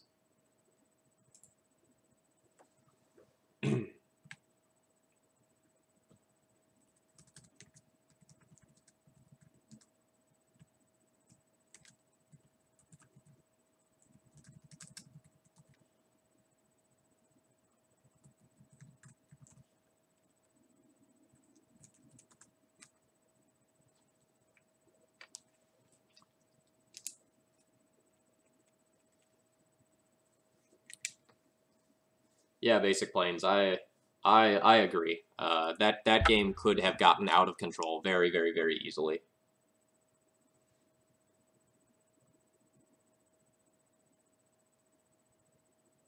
Hold on.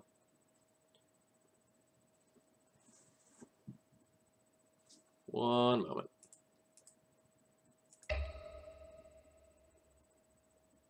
My roommate wants some of his cards back.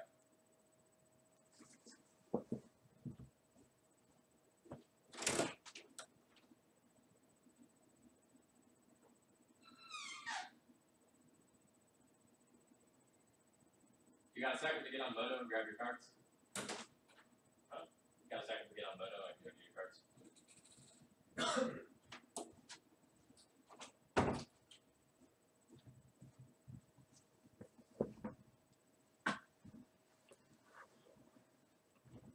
Alright. Sorry, one moment, chat. I have to return tin fins to my roommate.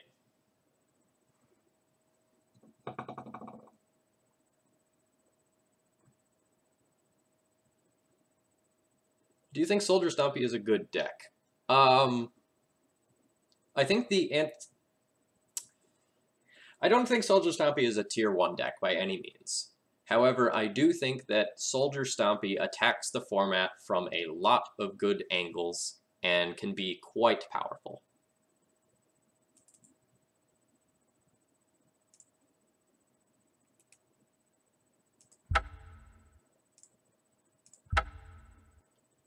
Soldier Stompy is probably a better deck than it looks. I have a 5-0 with Soldier Stompy from a couple of weeks ago.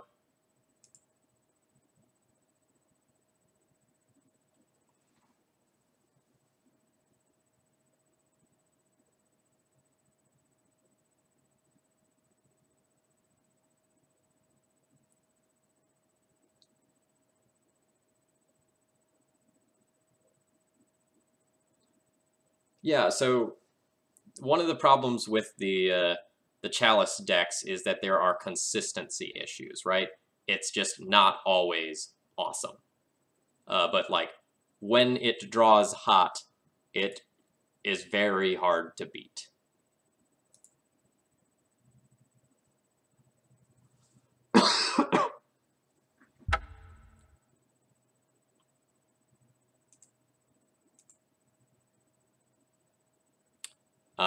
I think that like the Red Prison archetype is probably the better Chalice deck of the two. But like the deck's still good.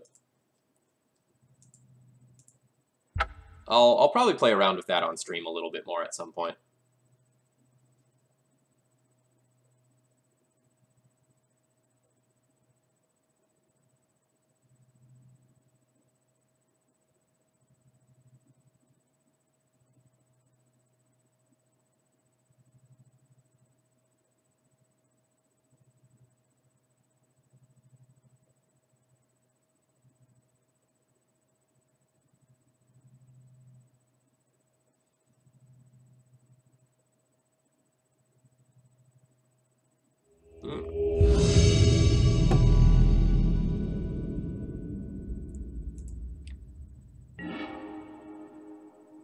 What do I think about 4-color Loam? 4-color Loam is an awesome deck. That deck's really good.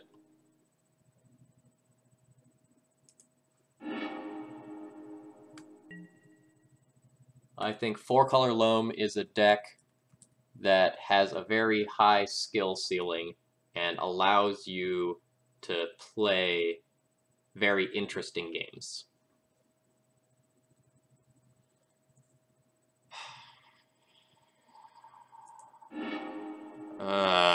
The turn 2 Vial. Still gonna take that. What the hell land do I lead on? I guess Caracas.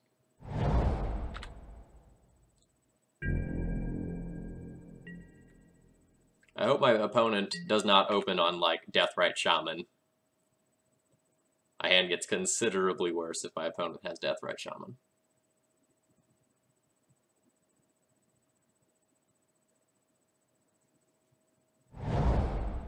Don't do it.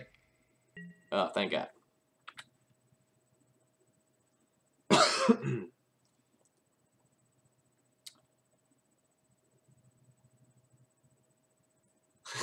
In my experience, the skill in Loam is making the incredibly unstable mana work while getting enough bullets out of the deck with Knight.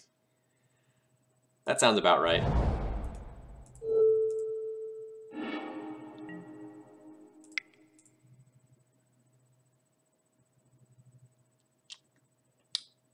Yeah, Loran, ooh. I think that's one of the best selling points of Legacy, is that your decisions matter so much, and you get to learn from your mistakes, and you get better so quickly playing Legacy, because every little intricate thing matters.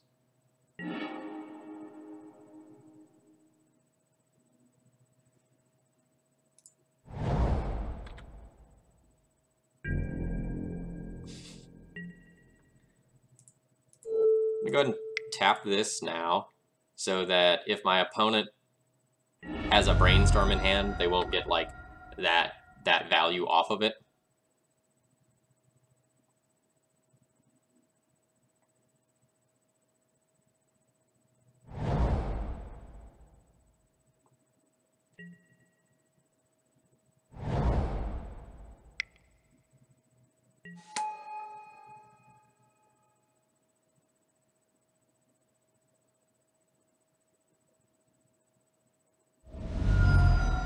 God damn. I didn't want them to probe.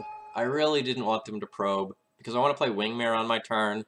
But if they Cabal Therapy me and I lose both these fucking Flicker Wisps, I'm real far up shit creek, chat. And I'll be without a Flicker Wisp paddle.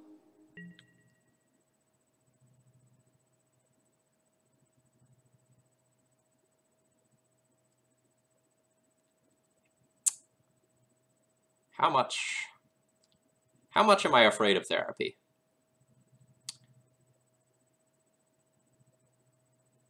Like, if therapy isn't a thing that is happening, like, objectively the best play is to play Wingmare to dampen the power of Young Pyromancer.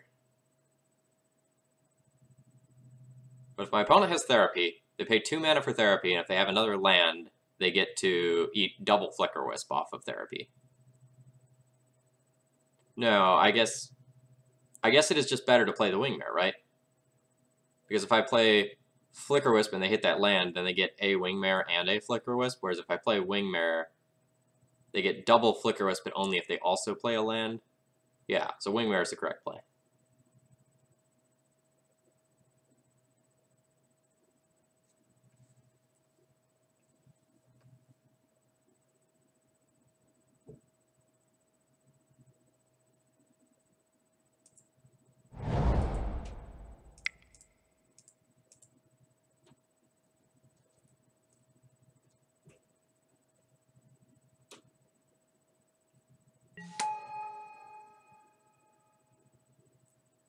Phil, do you like Ken Haas's Jund Depths list?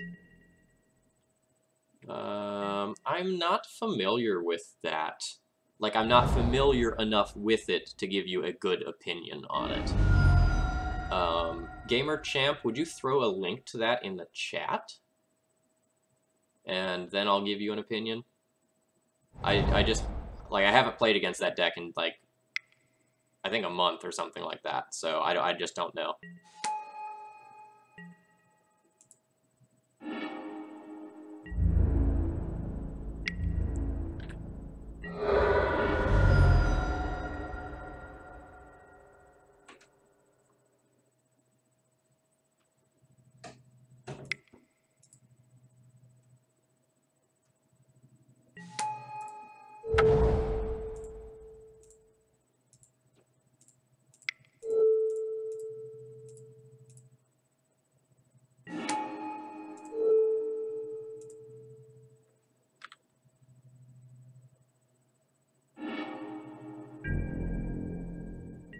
Yeah, so for people talking about what my opponent is playing in chat, I think my opponent is playing a Grixis Control deck that is not check pile. I think. The Young Pyromancer plus Diabolic Edict makes me think this is a Grixis Control deck, probably not Pile. Pile doesn't usually run Pyro.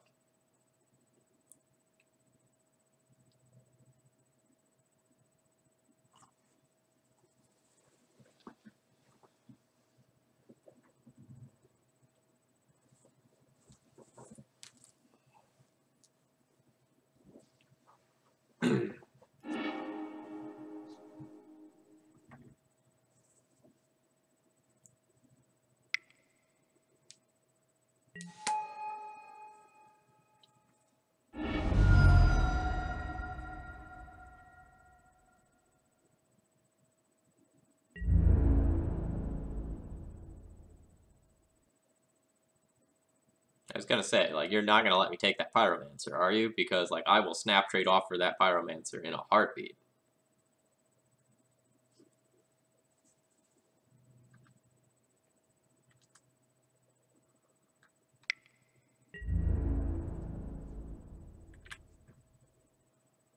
Alright, Gamer Champ, I opened a link to that. So, ugh. Alright, so if my opponent attacks me for 6, it's 6, 12, 18, that's a 3-turn clock. So me holding back the Flicker Wisp so that the young Pyromancer can't attack actually decreases the clock, or increases the clock by 1 turn.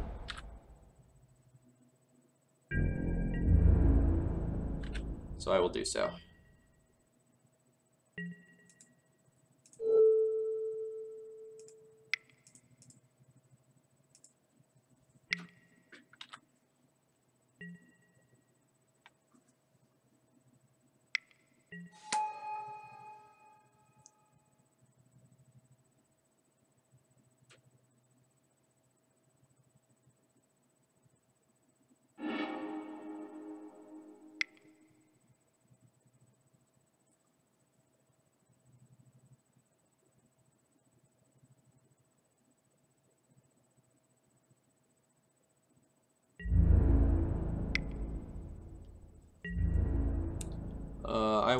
I will take the trade for the young Pyromancer, yes. And then hopefully just draw something that has a few points of toughness to help stabilize the ground versus these elementals.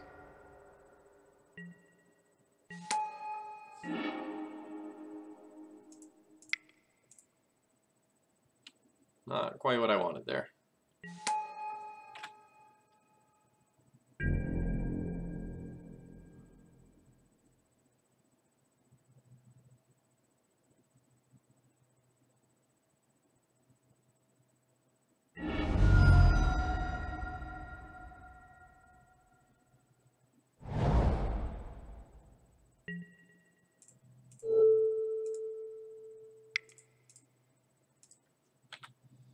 So I'm looking at the Jund Depths list.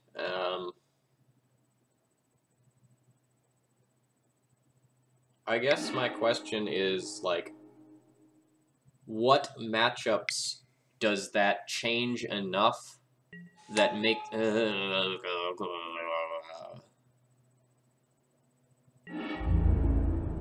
Anyway, sorry, ignore my death throws there. I just don't know, like, why that deck would be better than like lands, generally speaking, because like lands can gamble and do the same thing that like Unearth is doing, or not Unearth, that Entomb is doing in that deck, and like your own Smallpox can set you back sometimes. Like without playing that, I don't know what advantages it truly has. Just bounce the Jace, it's legendary. Ah, got me there. Just missed that line.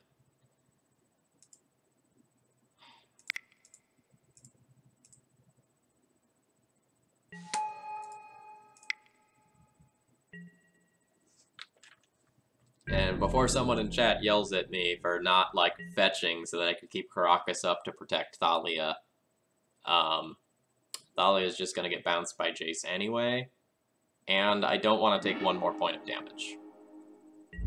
Because as is, in order to stay alive, I have to chump block with this Mom.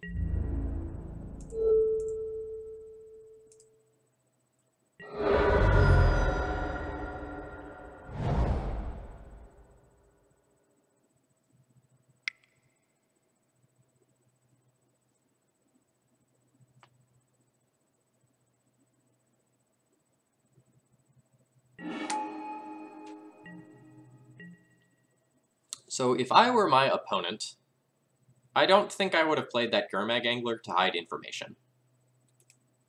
Like, they have the game locked up on so many fronts. I think hiding the fact that you have Gurmag Angler in your deck is super important.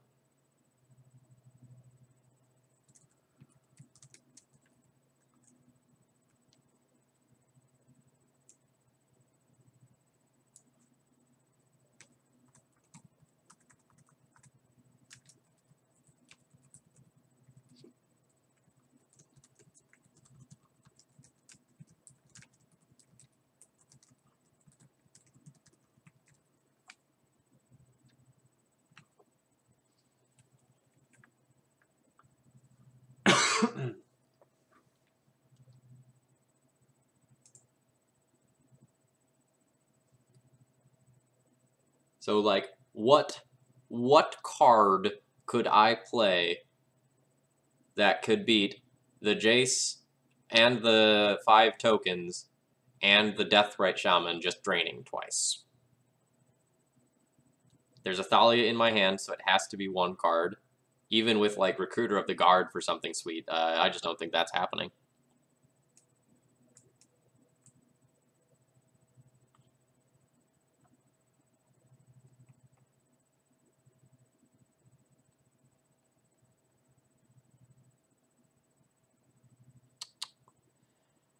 So I probably want the Rest in Pieces. I probably want the Recruiter. I probably want the P&K. The Cataclysms are in question because my opponent can be a little bit lower to the ground and go more aggressive with things like Young Pyromancer and Gurmag Angler, and Cataclysm isn't great there.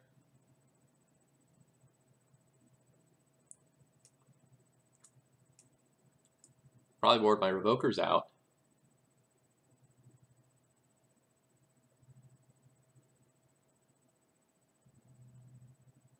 Then what?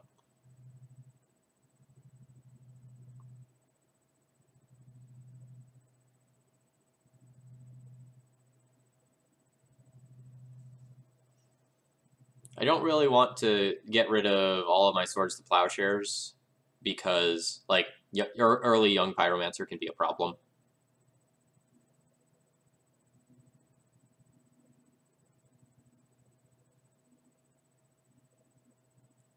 I can maybe board some of my top end out since I'm adding. Oh, shoot, 20 seconds. Board out a Flicker Wisp, board out a Wingmare, board out a Swords to Plowshares, maybe a second Swords to Plowshares. Submit that, rethink between the next game.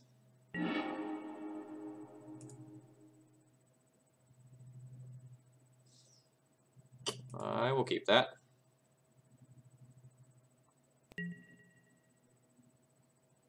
I'll lead on Windswept Heath to keep my options the most open. I think this first Windswept Heath is going to get a Plains more or less no matter what. And then I think the second one gets Mountain, and I just moon my opponent after I play Thalia.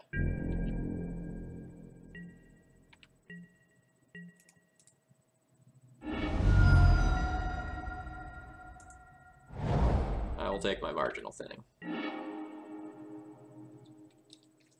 Ooh, do I just do that?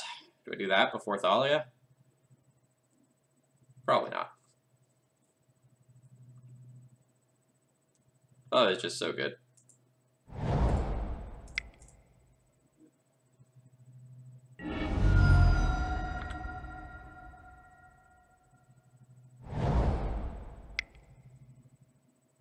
Why board out Swords? Because I had like 20 seconds left to think. Because I spent too much time updating my spreadsheet.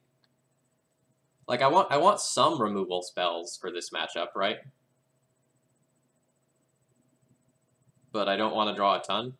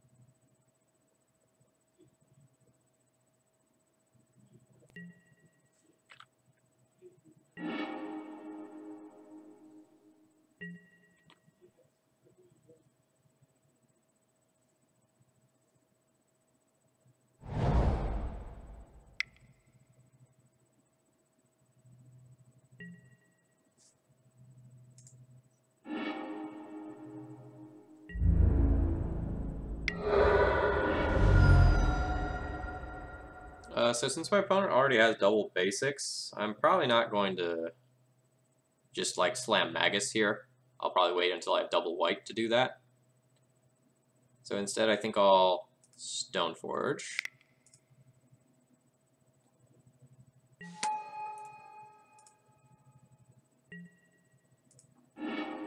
Seems like a good time to get Sword of Fire and Ice. I'll Wasteland a Trop. I'll play Wasteland even though that telegraphs that I have it, so that like if I draw a red source, I still have the flexibility of like either fetching a basic plains with the Windswept Heath.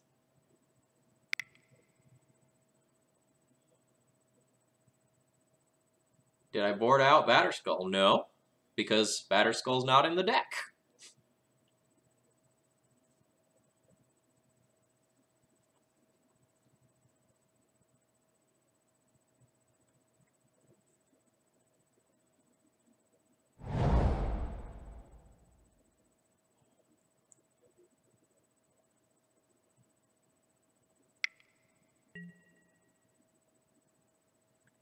Deal. Goodbye. Bonus Caracas.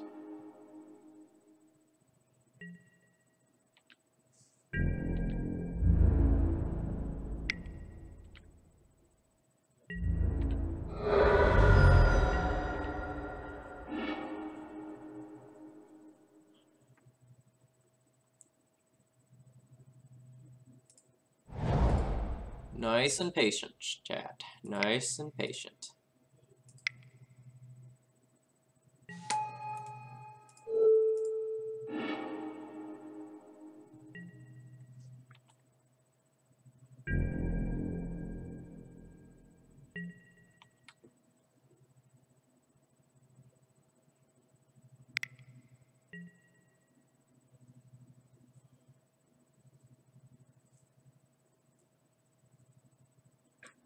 I would love to draw a 2-drop so that I can just go like 2-drop equip sword. If I draw a land for turn, I might not even play Magus. I might just like port my opponent. Ah, that's okay. I'm fine with this.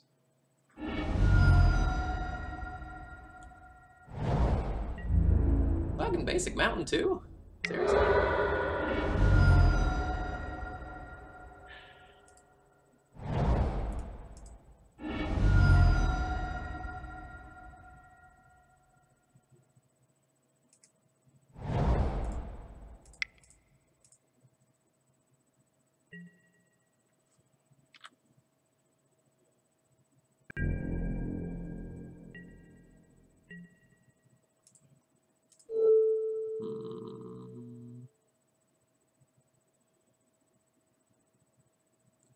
I get to like randomly take my opponent off of some stuff. I think I want to take my opponent off of like Ponders here.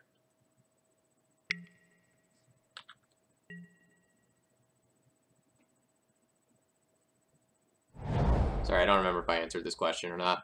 I don't want to waste and port because having the sword in play makes any one of my 2-drops like potentially lightning bolt from there on out.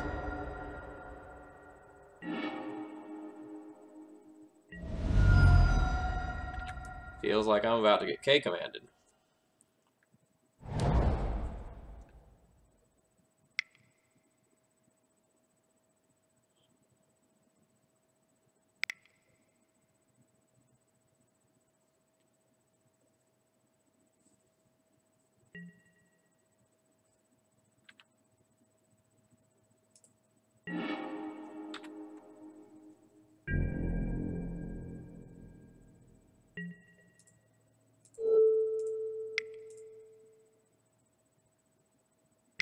So 2 power, you said tap swamp. Defend your answer. What do you want me to play around? Gurmag Angler?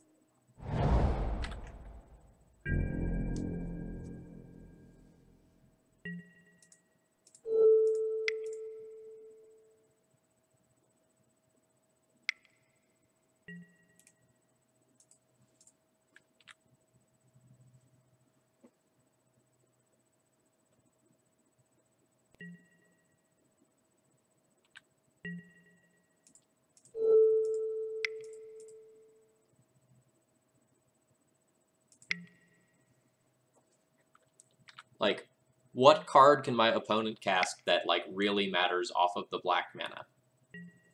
Like, if they played a discard spell and took my Magus, not the end of the world, right? They can't cast a Gurmag Angler. They could cast another Deathrite Shaman that is a 1/2 without any abilities. They can cast a Fatal Push that has no targets. I think keeping my opponent off of, like, main phase Ponder or Preordain or Baleful Strix or anything of that nature is more important.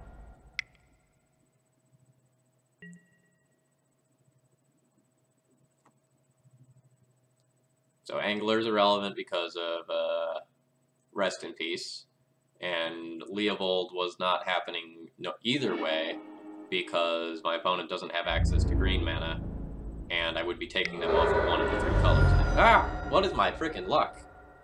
Now I'm just gonna hold that one. Give my opponent something to K-command away when they get bored.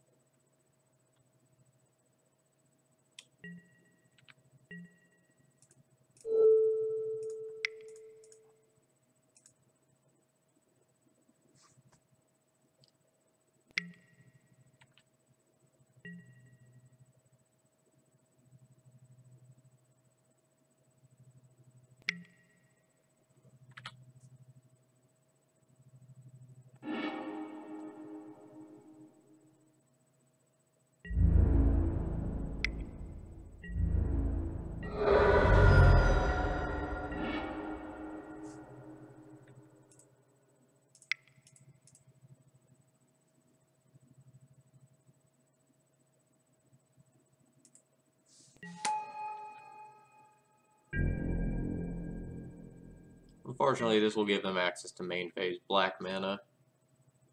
Not much I can do about that, though. Like, I have to play threats.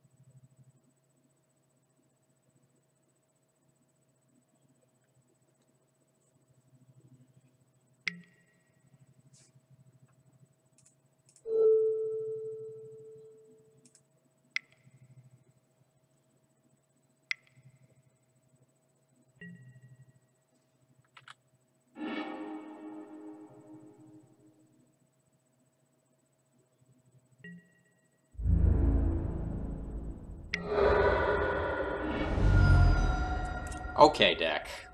Alright. You scummed me with the 3 Rest in Pieces. Then you gave me a fucking boon, so... We're cool now. We're cool. Force pitch random blue card. Phil tilts into oblivion. Never plays Magic again.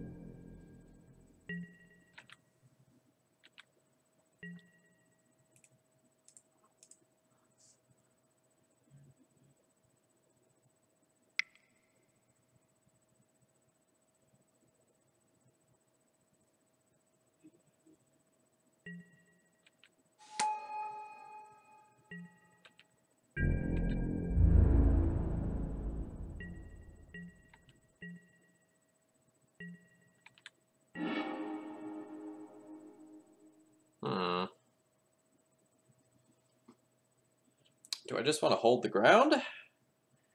Do I want to get greedy and attack in, bounce, redeploy?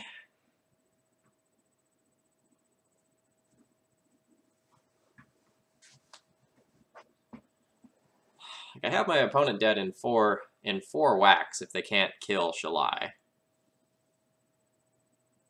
They don't have Revolt for Fatal Push currently. They can't kill it with red removal. They can't discard it with K command. It might actually be correct to just, like, risk the Shalai a little bit and go to town and try to kill my opponent in 4 turns. No, they don't have a fetch land currently. They can't fetch Fatal Push.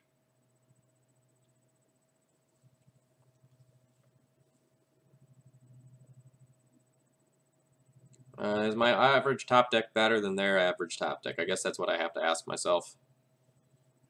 My average top deck's probably better. I'm just going to pass and keep them off of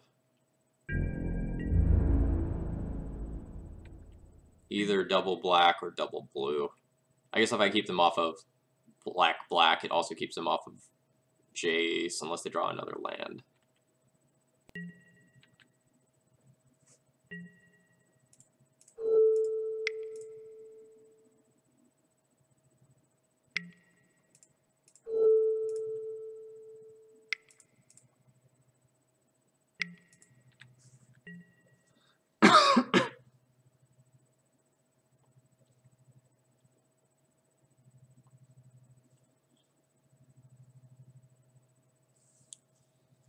So the thing about, like, taking them off of blue is that if they draw another land, it also, like, they can just fetch a blue and they'll still have 1 blue. That'll be their second blue and they can Jace.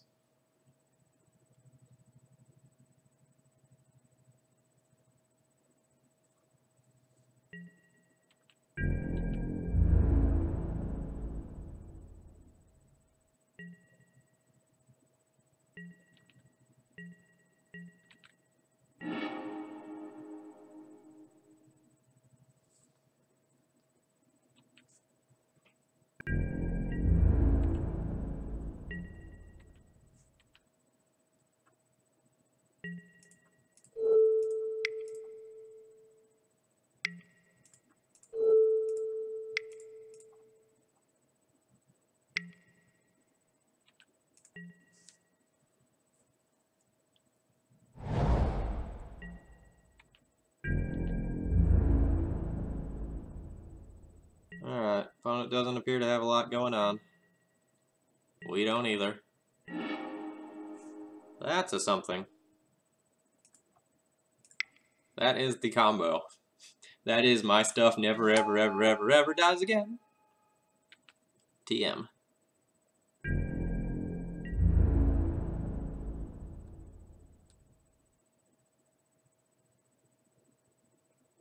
Still just gonna hold the ground though.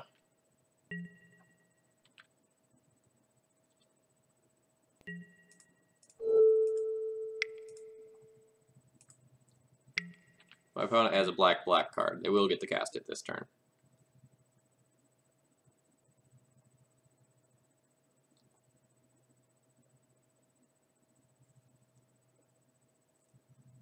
Hexproof Mom. Shalai, the really kind of annoying to kill Voice of Plenty.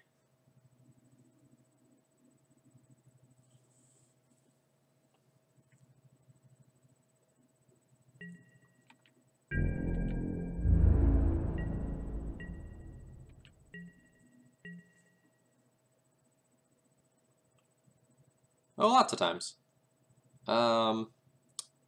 Just to use some mana, I'm going to go ahead and take a Snapcaster Mage off of the board here.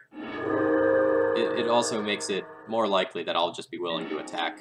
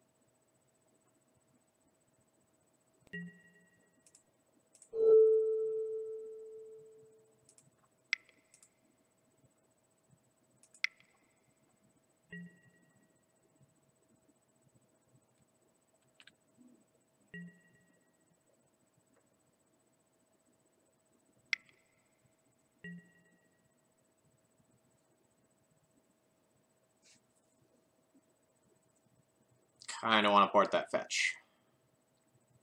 Kinda really want to port that fetch.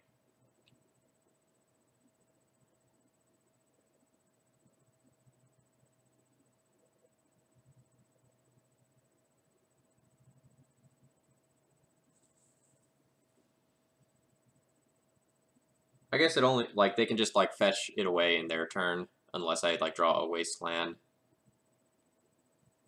Nah. Alright, you can have that. Do it.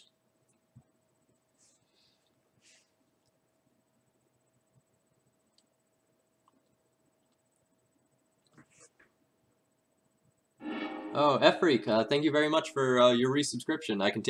I appreciate your continued support.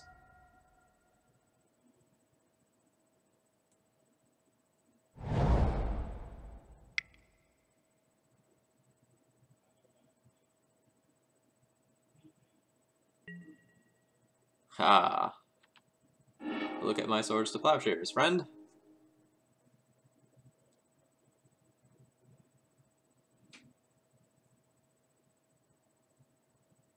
In your 75, you have anything against True Name Nemesis? No. No, we just died to that card.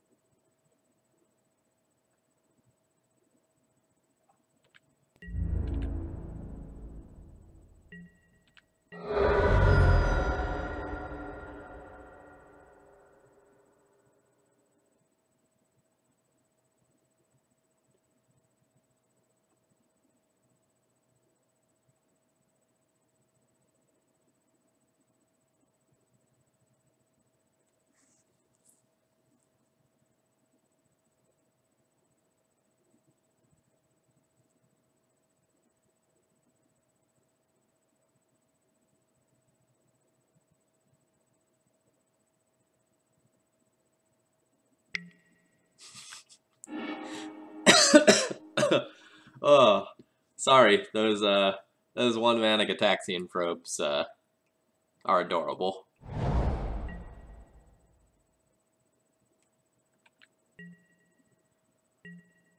Is there anything that punishes me if I port? Probably not with Mom Protection up.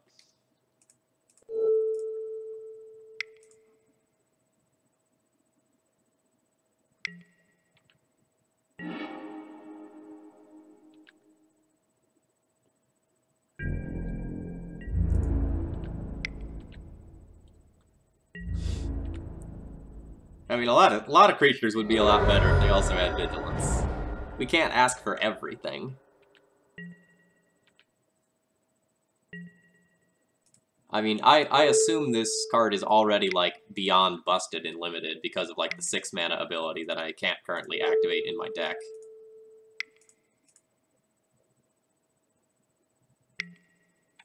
Yes, this is Shalai, Voice of Plenty from Dominaria.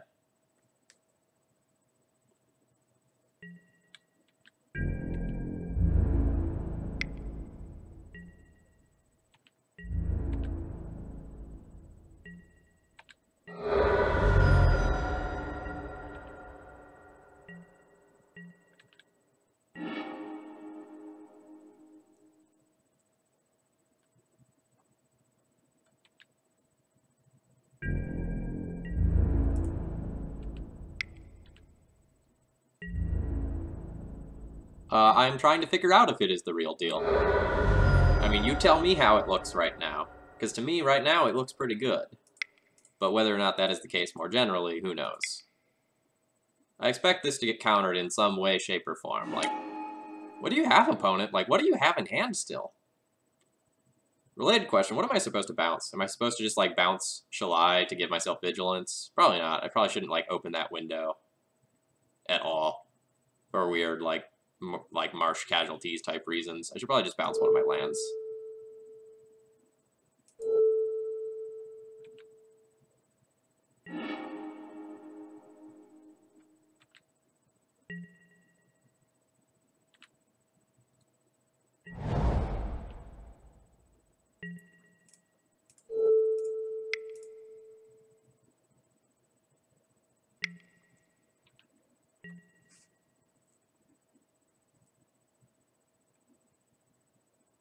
Toxic Deluge me for 4, opponent. Do it.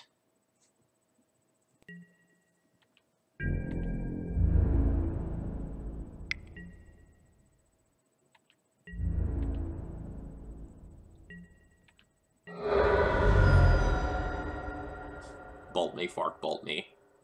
Oh, wait. Wait. Oh, that doesn't work, does it? Hmm.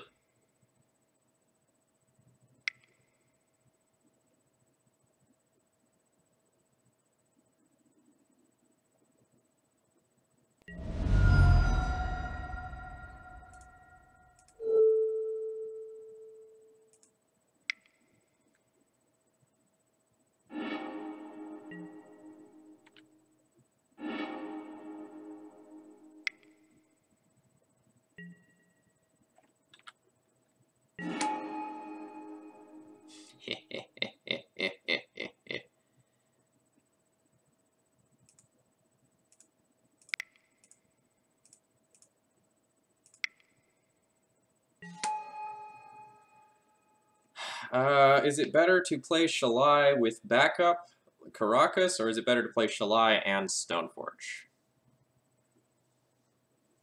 Probably Shalai with backup.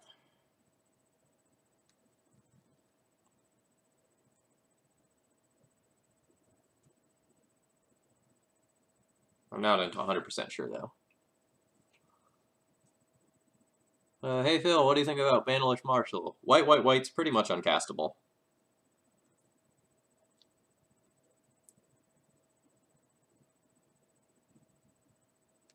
So if my opponent has an Edict, they beat Shalai. Well, they don't beat Shalai immediately, but like they'll get a hit in with Pyro, and then if they have a Bolt, I die. So it's potential, like there's real potential that playing Stoneforge Mystic is better than holding up protection for Shalai. So I think that's what I'm going to do. I don't want to lose to an Edict.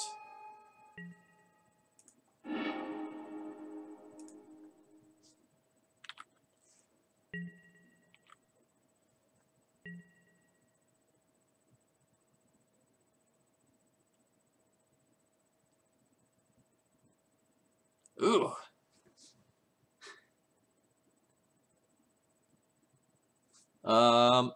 The second half of today is going much better than the first half. Let's put it that way, Woody. This morning did not go well.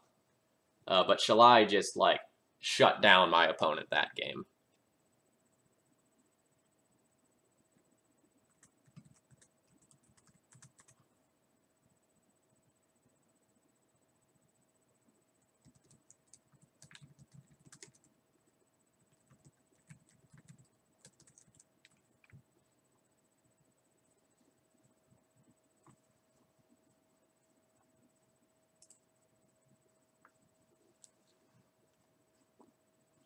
So I probably cut, like, too many Swords to Plowshares.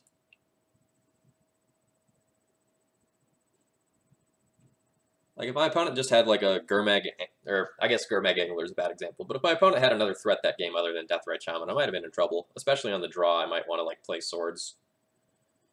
I could also consider cutting Magus of the Moon on the draw against, like, my opponent who is fetching out basics very aggressively.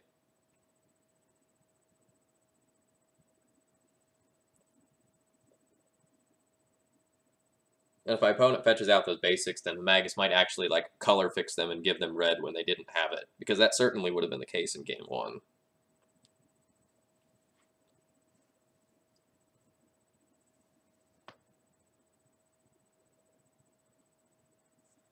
I'm not one prone to hyperbole like that, F-Freak. I think the card deserves more testing. That's what I'm willing to say for the moment.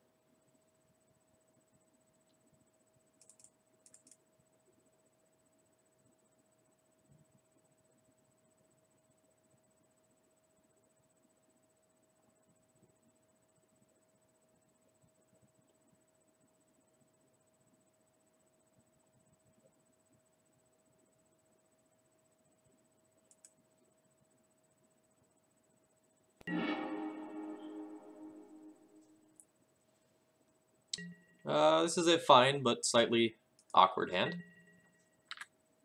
Like we have a couple of vials. And a port to back them up. But I can't cast his Swords to Plowshares, and I can't activate the Stoneforge Mystic currently.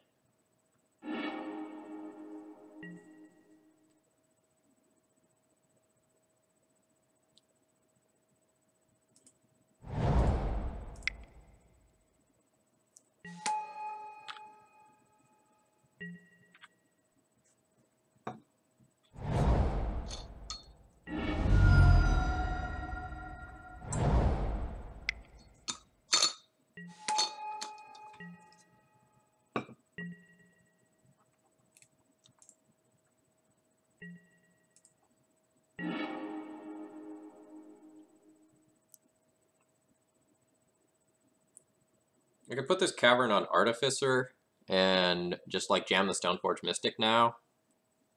But since I can't actually activate that, that's not actually all that impressive. I probably just want to like play the second Ether Vial in case the first one gets hit with a Culligan's Command.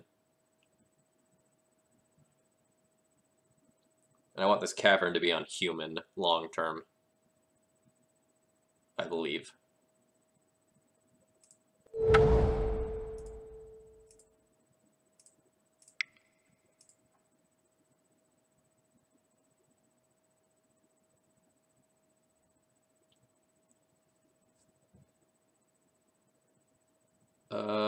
Gamer Champ, I like this list a lot. The list seems a little softer to Grixis Delver than I want it to be, though.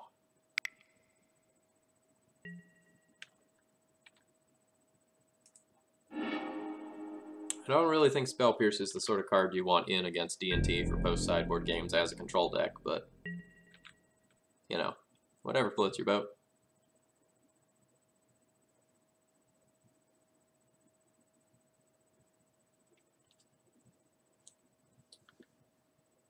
Yeah, I've got a handful of ideas floating around for a mono-white list that I want to try.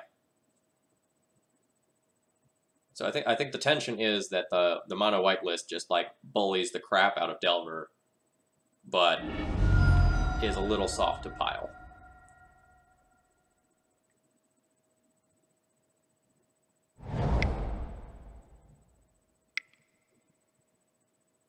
Full on Grixis.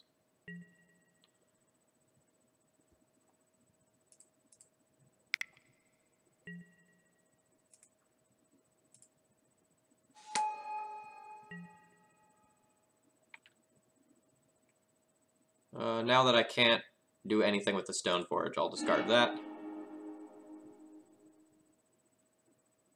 the opponent have a 1-mana removal spell for Mom too? Because that would be annoying. Looks like it.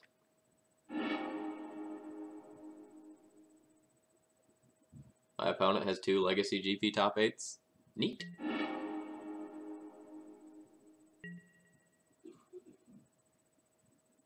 And I have no castable spells.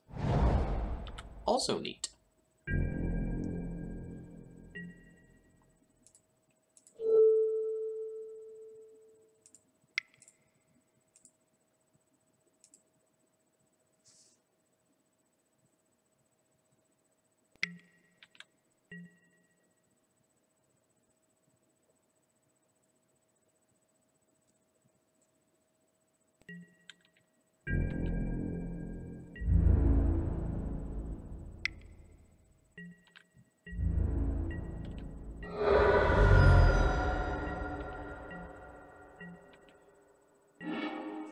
Hey, there we go.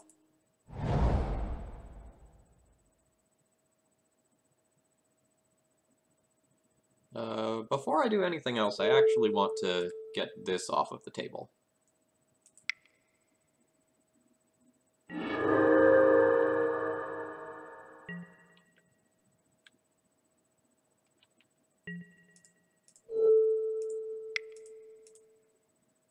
And I know that might seem weird because that's a really bad tempo play, but now my Mirran Crusader is going to be like, oh, this is going to be good a couple of turns down the line.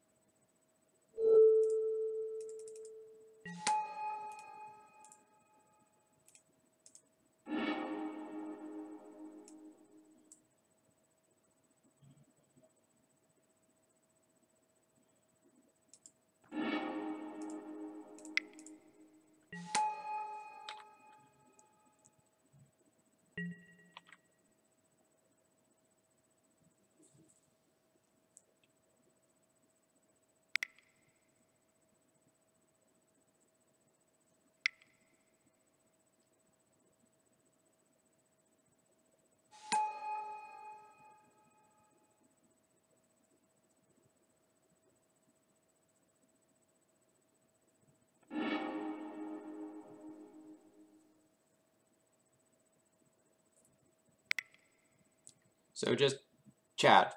Consider if my opponent was ghosting here, just to kind of bring up what was happening from earlier. If my opponent was ghosting and they got to, like, name that P and K on the first, like, iteration there, that would be beyond frustrating.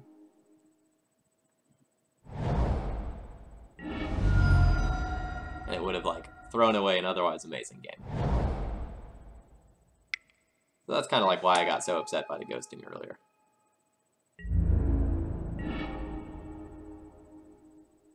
What do I own of swords? Probably Deathrite.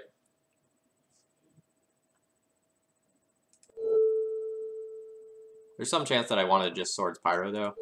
But my opponent named Rest in Peace, so this Deathrite is probably very important to their plans.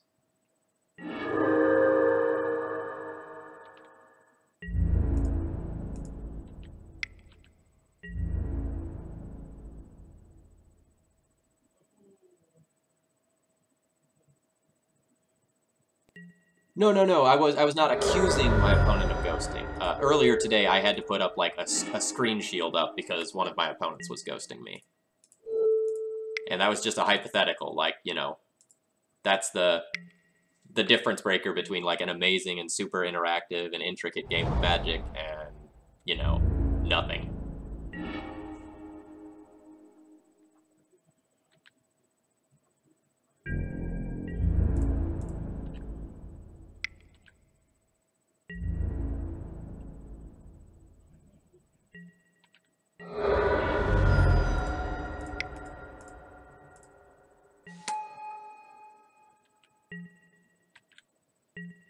I'm gonna keep up Thalia bounce over anything else here.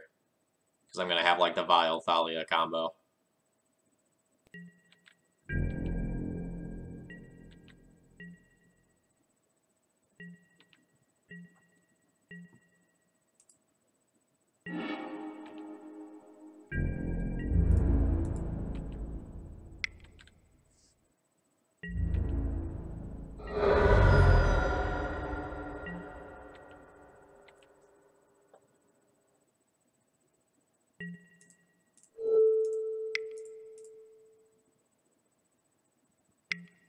Now that I have a backup Thalia, that's no longer true.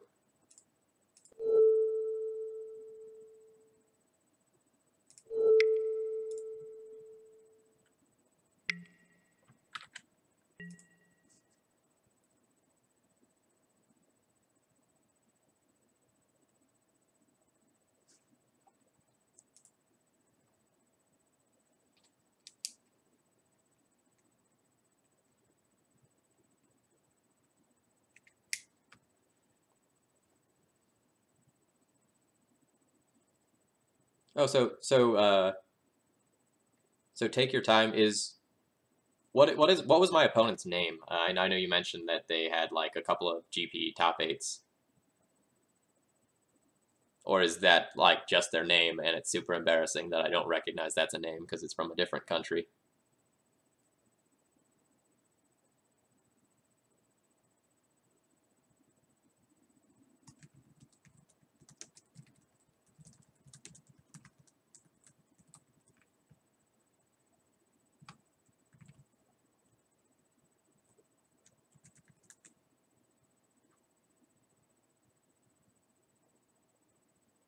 Oh, that's Wilson's account? Okay. Yeah, I know him. He's a cool guy. We haven't played in a while. I think he beat me in top 8 of what was that? I think it was an IQ. I think he beat me in the top 8 of a Legacy IQ. Super interesting games. He was on Miracles. We had a long discussion after the games.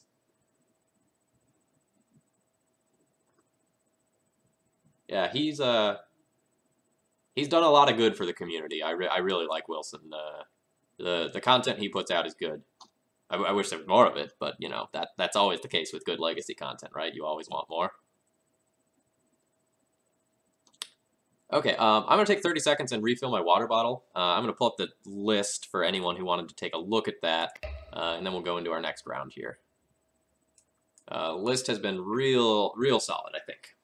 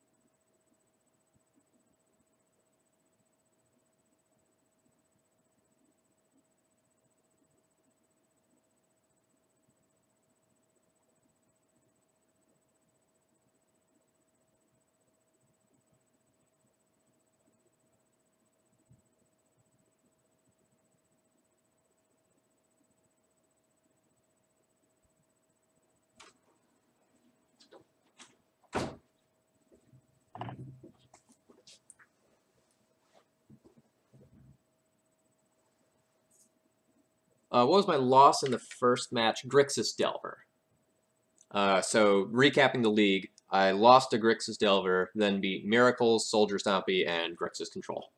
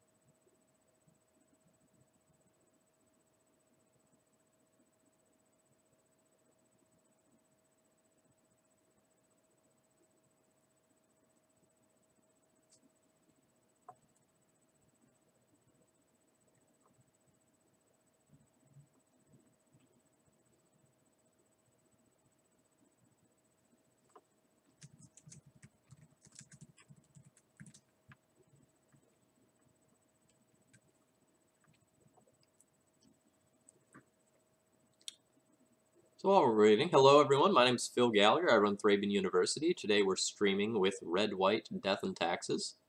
This league is going well, we're currently at 3-1. But recapping other leagues, I have a 5-1, a 4-1, another 4-1, and 2 0-3s, unfortunately. So we're sitting ballparking around 65% win percentage with this deck right now.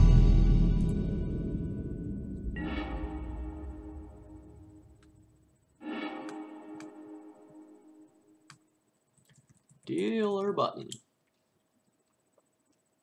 Last seen playing Rug Delver in 2017. I'm not going to trust that data.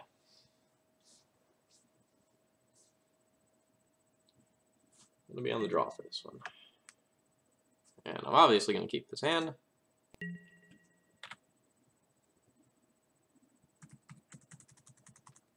Dealer button.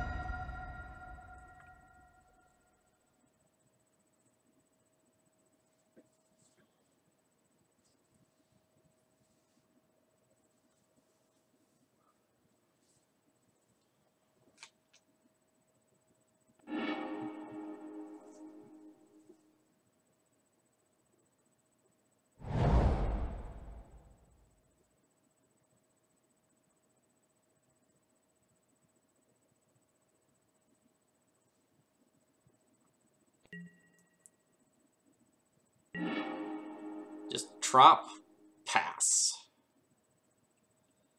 If my opponent has Stifle, I don't want to play Flooded Strand. And crack for a basic, so I'm not going to be playing around Wasteland this game, unfortunately. I have a feeling that this Aether Vial is going to get, like, Spell Pierced. And then I'll try again next turn. Yep.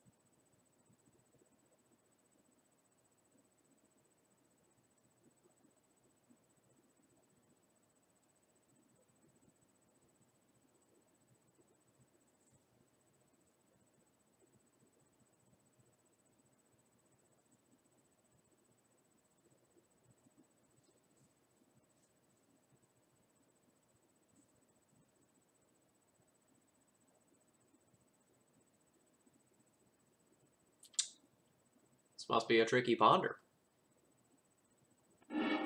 Alright, there we go. Has my opponent been playing Rug Delver since 2017? Has no one informed them what year it is?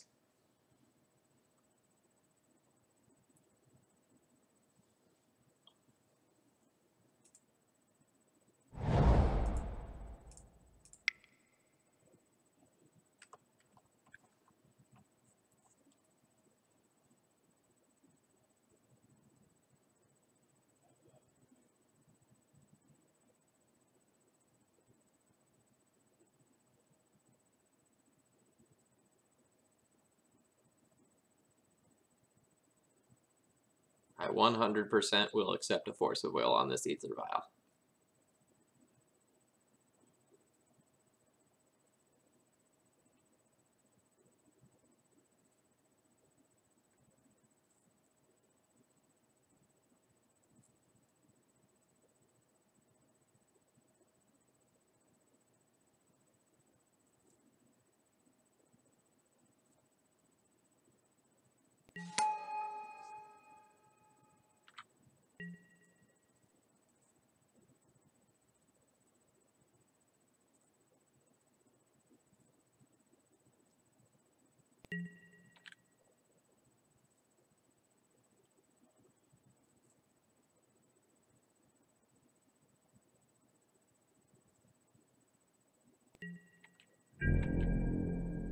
How do you still have nothing to do?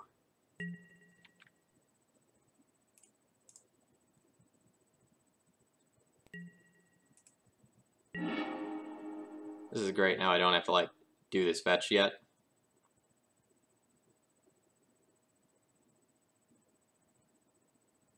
Opponent might just have, like, more spell pierces and such.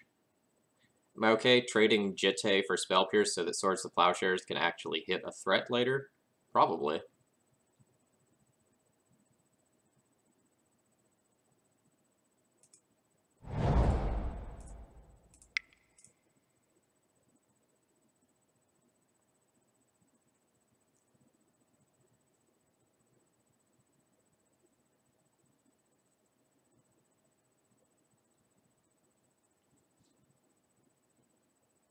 OP is committing to stifling the crap out of you. Well, what my opponent doesn't know is that I'm going to tip this ether vial every turn for the rest of the game. They won't know when to stifle.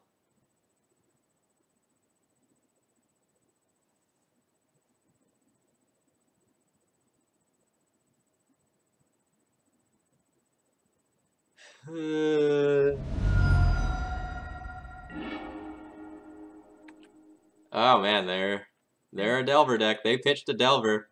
They opted not to cast that Delver to hold up the force, I guess.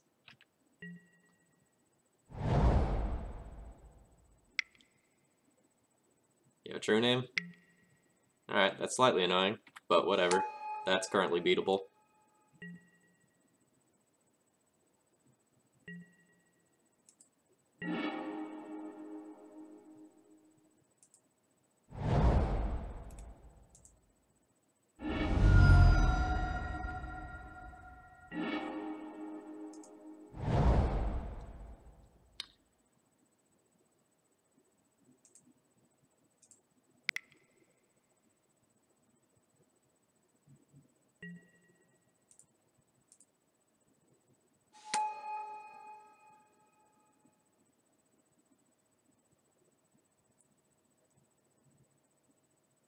I can either play Flicker Wisp and port my opponent, or I can resolve Mom and Flicker Wisp. I think I want Mom and Flicker Wisp.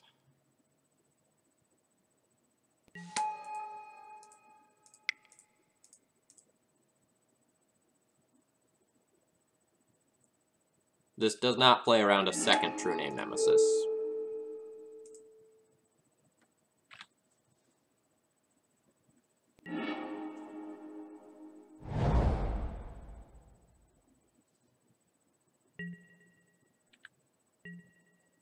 Ooh, should have tapped it on 0 counters. Yeah, that would have been a statement.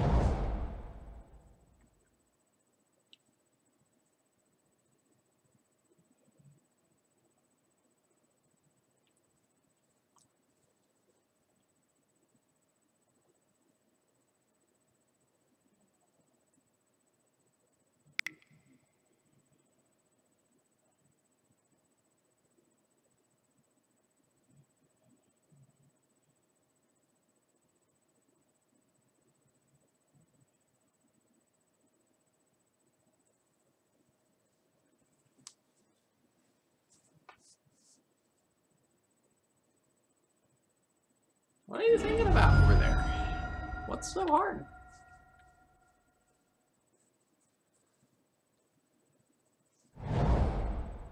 If you have something like a Fork Bolt, just like cast it and I lose. If you have something like a True Name Nemesis, you just cast it and I probably lose.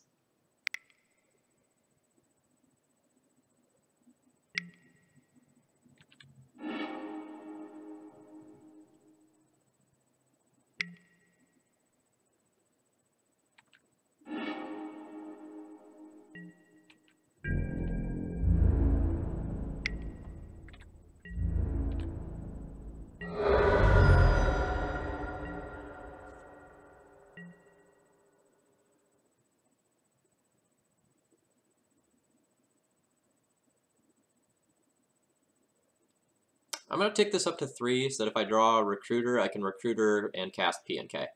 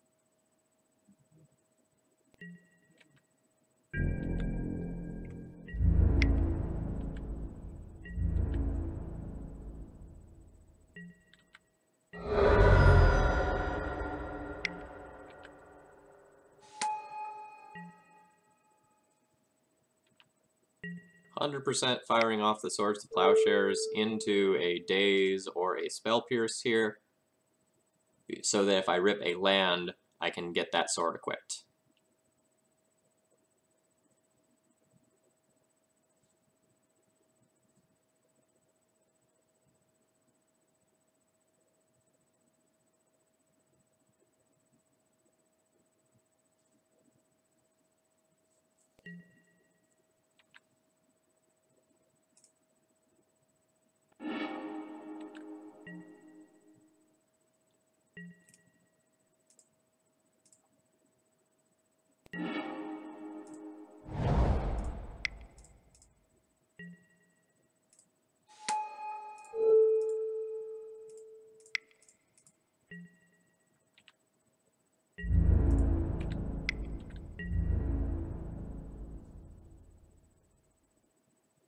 Yeah.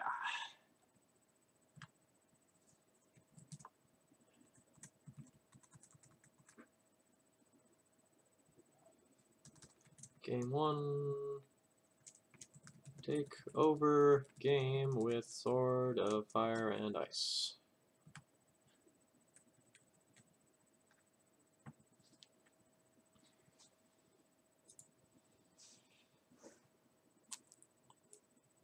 Rest in peace.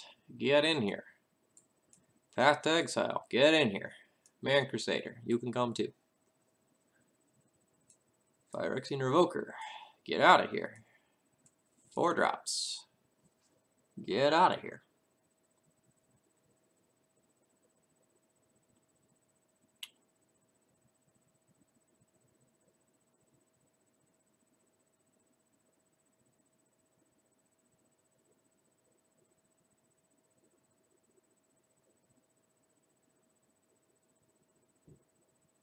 I might be overboarding on some of this stuff. Like, if my opponent is playing a bunch of, like, Nimble Mongoose and True Name Nemesis type cards, then the paths aren't actually all that good. They're just good against Delver.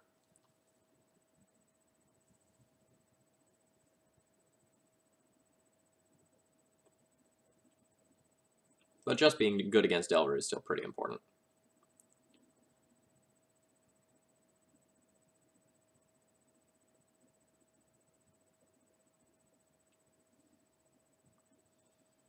It's possible I should, like, give up on my red cards and just play a mono-white game against them. Because if I do that, I just, like, trim Magus and Wingmare. I think 3 Rest in Peace is too many. I'll agree with that. Like, I could just, like, play mono-white against them and cut my I win button. And consider boarding in the I win button when I'm back on the play.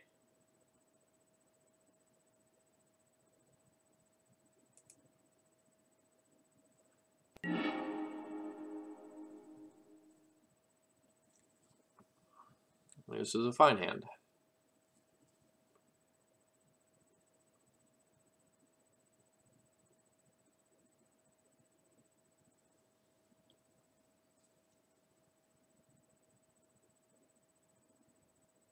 On the play, I might, like, trim a Path to Exile and bring a Magus back in.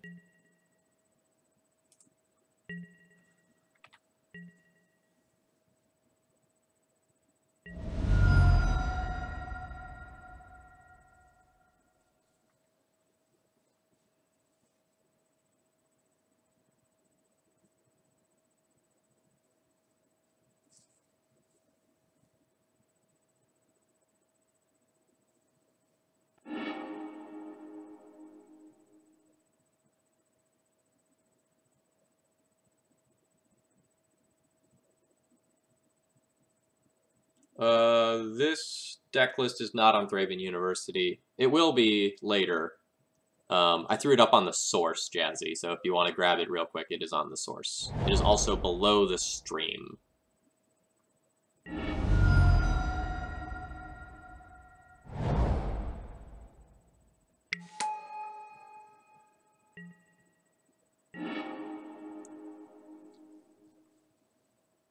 I don't think I want Deathrite Shaman to live for a single turn. I don't want a True Name coming down. I'm just going to go ahead and Path to Exile that right now. If my opponent wants to Daze or Force to protect that, I'm okay with this trade.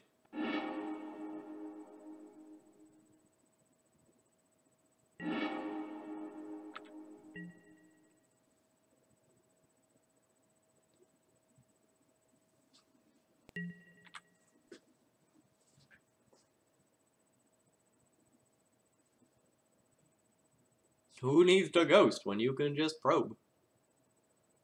Oh, you 3-0'd your seal event and got a Shalai? Well, how convenient that you need one of those now. Well, maybe not need, but the card's definitely worth testing. Yeah, Red Twister, I 3-2'd with the white blacklist. It felt okay. But I feel like this deck list has more game.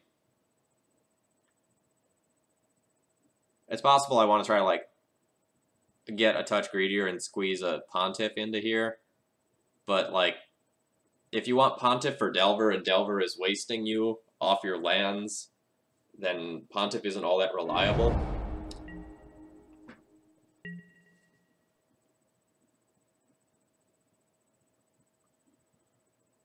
So this is an awkward turn. If my Vial resolves, I want to Wasteland them. If my Vial doesn't resolve, I want to play Mother of Runes. And I want to play my land first to play around Daze.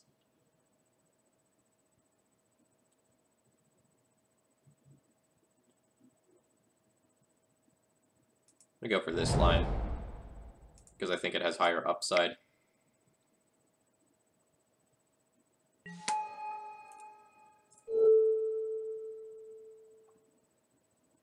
I'm going to go ahead and waste right here.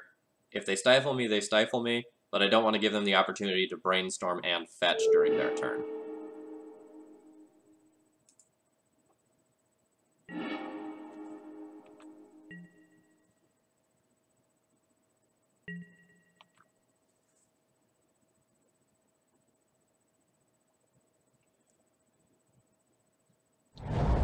Magus actually hasn't done a lot, if I'm being completely honest.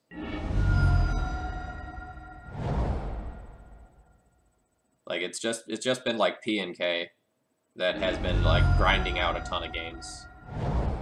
So maybe that means I'm supposed to be playing mono white in a similar shell. Grudge. Yuck. Maybe that means I'm supposed to play mono white in a similar shell and just, like, find a way to pump up my numbers versus check pile and miracles.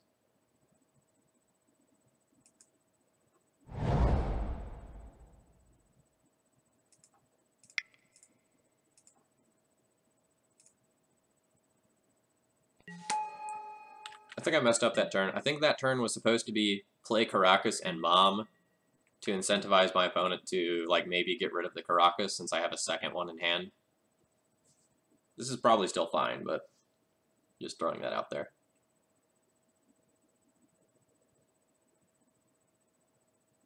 So, bear with the two guns. I agree that they probably board out Stifle, but that's a probably, right?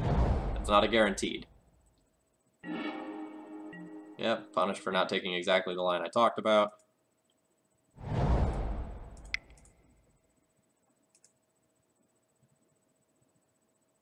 I mean, that's the problem, Dentist, is that, like, none of the cards in mono white are going to do as much work as P and K does. And, like, maybe I can play a couple of Shalais in mono white and accomplish something similar.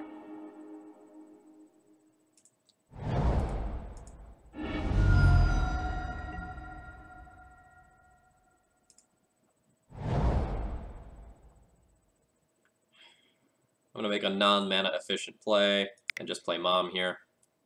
I'd much rather the Mom eat a removal spell than the Flicker Wisp.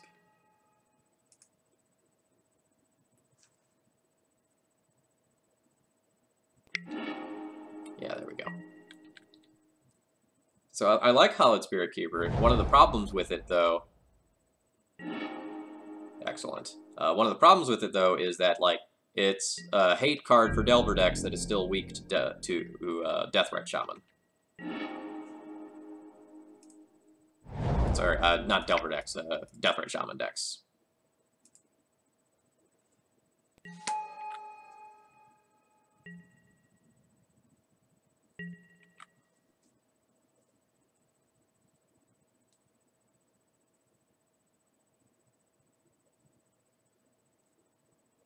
So for those of you that don't know it, Hallowed Spirit Keeper is a 3/2 for 3 vigilance, and when it dies, you get X 1/1 flying spirit tokens, where X is the number of cards in your graveyard. Or not number of cards, number of creature cards in your graveyard. Sorry. It's not that busted. It's just good. Alright, opponent flooding out a little bit over there.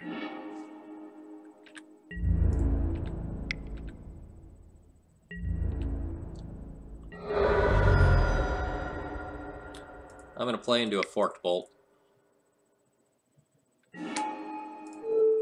Kind of at the point where if it happens, it happens, but if my opponent's hand is weak, then I would much rather capitalize on my current advantage.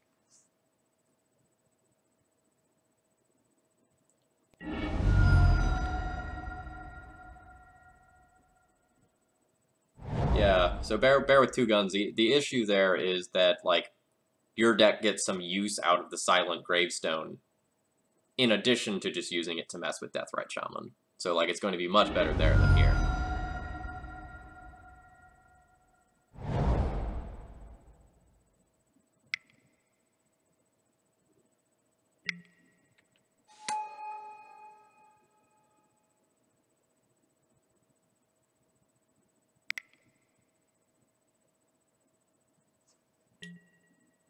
Alright, there's that Fork Bolt I was fearing.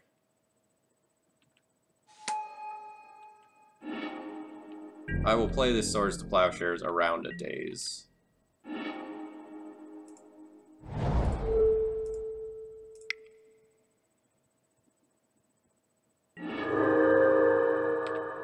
Oh yeah, Bob's awesome.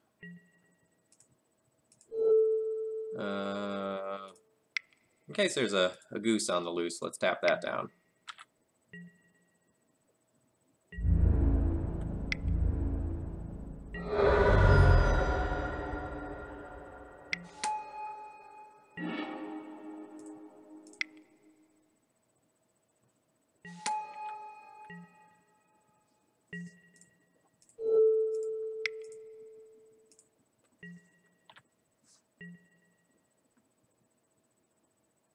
Yeah. You remember said where, like, I said, I'm going to play into a forked bolt because the upside of my opponent not having the fork bolt is so huge. What? Come on! Come on! You didn't even cantrip for that.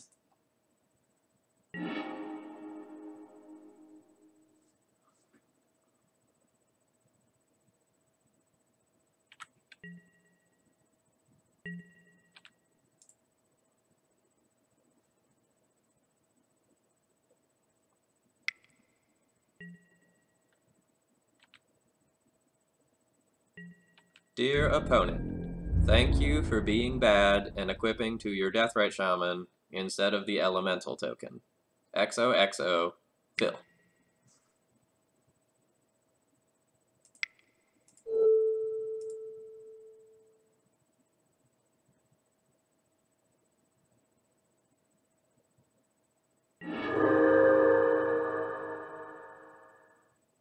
I really wanted to do something in combat after that, so that that exact scenario couldn't happen, but I did not get priority back, even though I have a whole bunch of stops. That's frustrating.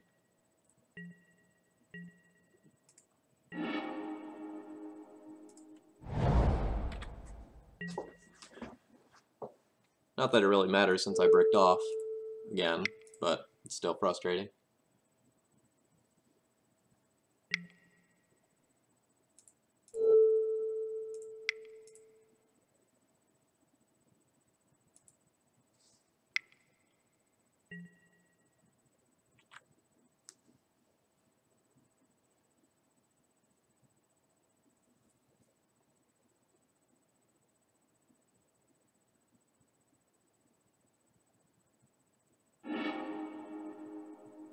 Yeah, like I do definitely like some facets of the black-white shell.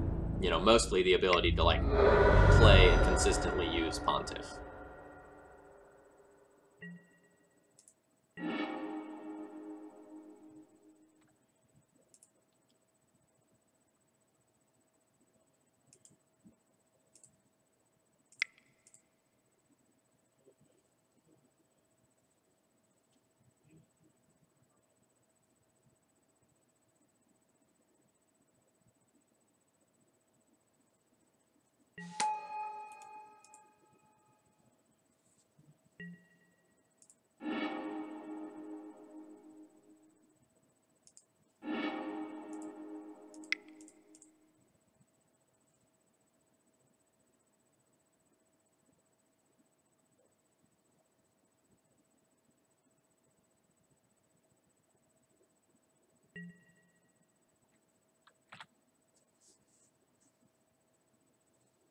There's no reason to do that right now. Over next turn.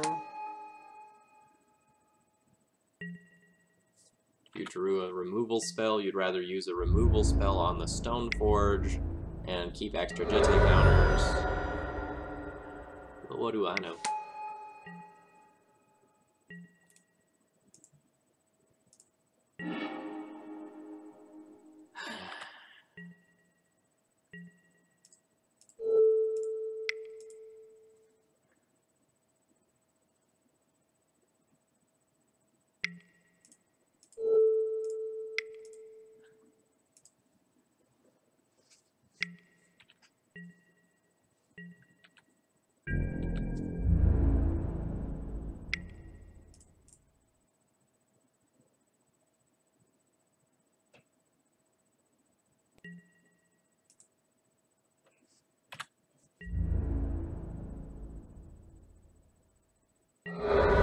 Kamal. There's a B in there as well. Kamal is a green card.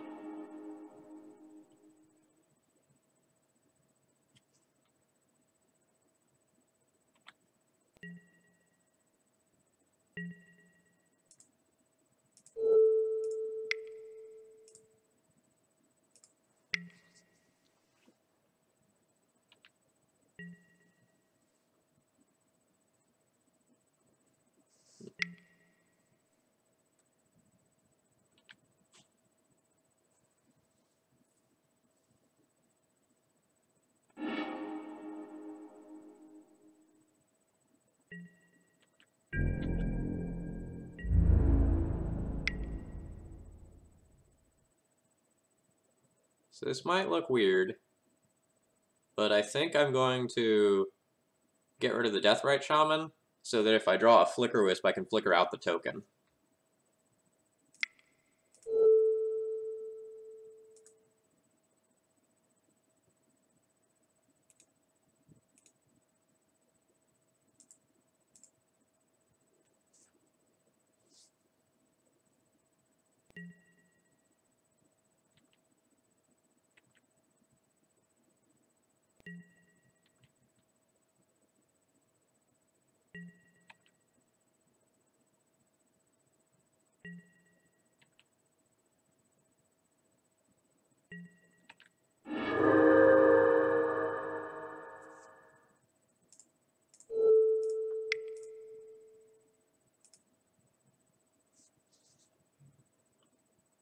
And my god, if I had the Flicker Wisp here, the blowout I would get right now would be absurd. Do I run Answers to Jitte? Yes. Do I have Answers to the Jitte in my deck right now? No.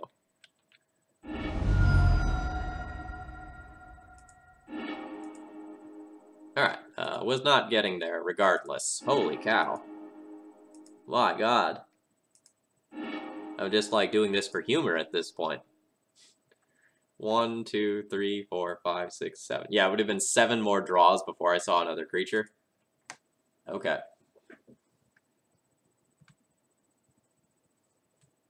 Alright, so we're going to draw for that one and we lost. We're going to play for the next one.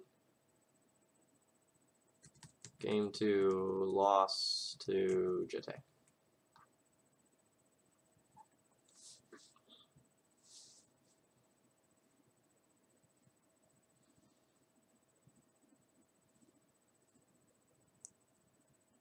Do I want to play Magus on the play? Kind of want to play Magus on the play. So what happens if I bring this in? What do I board out? I'd board out 2 Wingmares.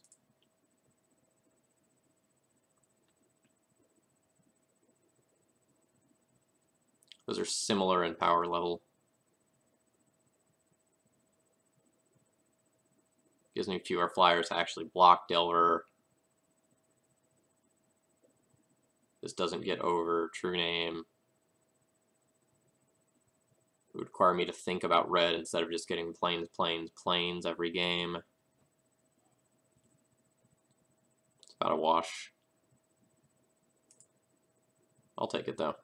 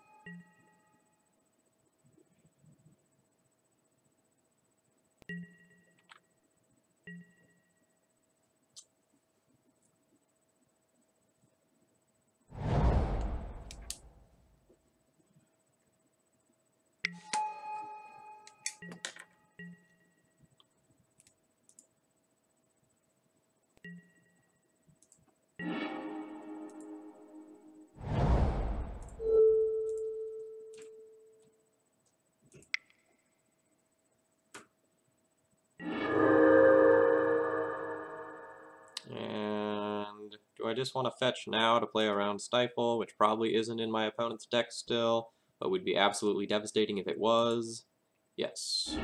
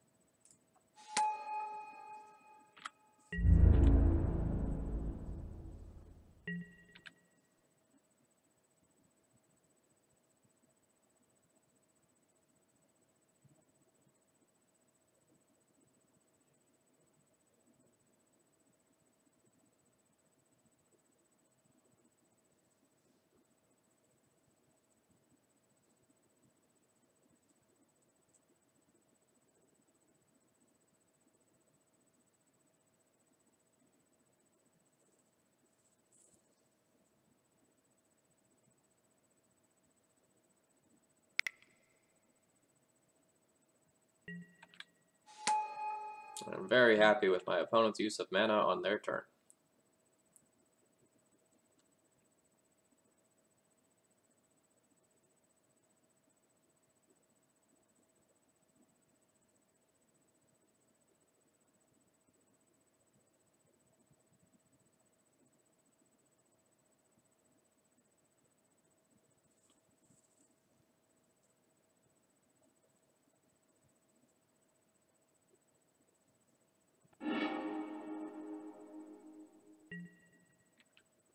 Oh, no land?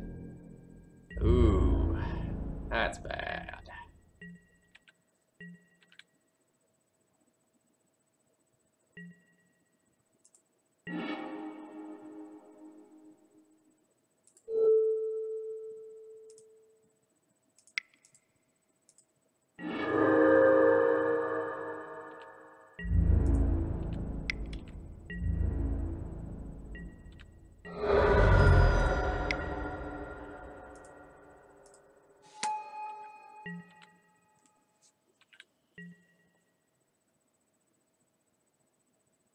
That also means no more lands for 2 more turns, which means by the time they get a land, I can have recruited for either Magus or another Wingmare.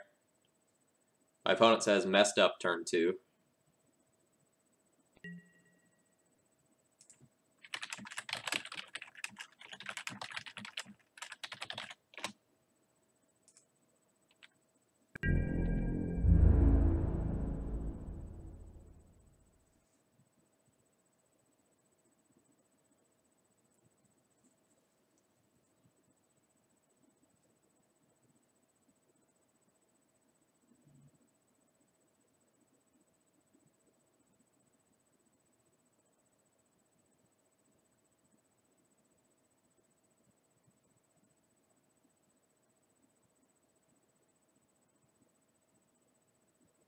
My opponent says they messed up their turn 2. I should have made Delver and bolted your mother runes in end step rather than tap out for Pyromancer.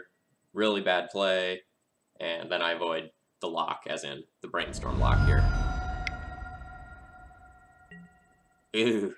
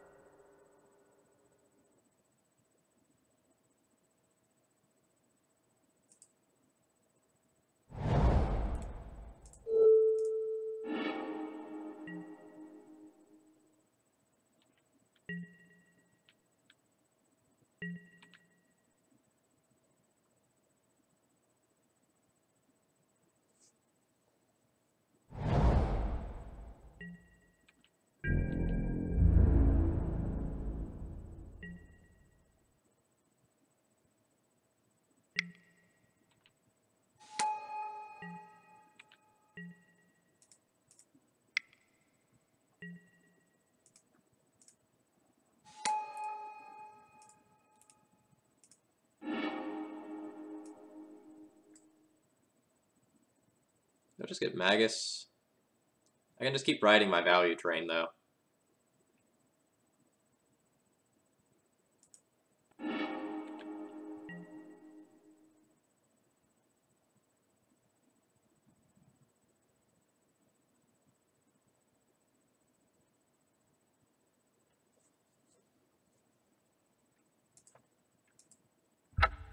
My opponent said GG.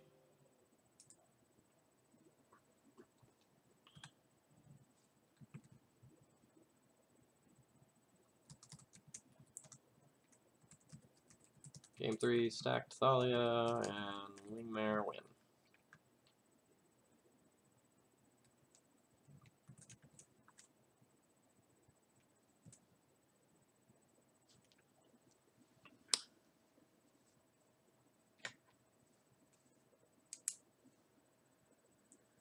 Alright, what? So it's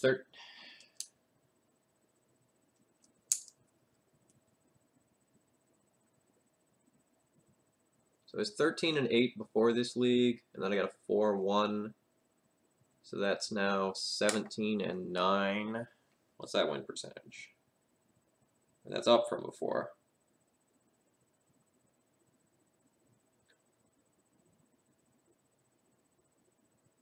Yeah, that's a little over 65%. Okay, that's pretty good. But it scares me that I'm losing to Grixis Delver so much with this list. And I should probably make some change to the list in order to make that matchup a little bit better. Like, just jamming a Pontiff in here, like, conceptually is something that I want to do, but in practice, that probably doesn't work out that well.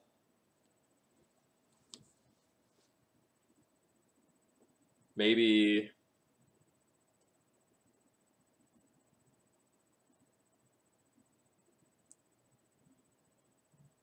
do we do something crazy, like put one Path to Exile in the main deck to hedge? And, like, cut a Magus of the Moon? I don't know, playing an extra path is bad along sets of Thalia and Wingmare. Do I, like, cut a Magus and a Wingmare to go back to full Stoneforge and Batterskull package? Like, there are definitely situations where I would have wanted the Batterskull. Not a ton, but some.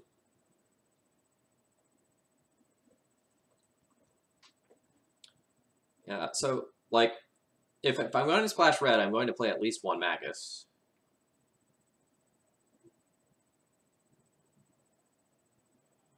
Well, like, Dentist, that's the issue, right? Like, there is no card that hates out Grixis. Like, that's why Delver is the best deck in the format.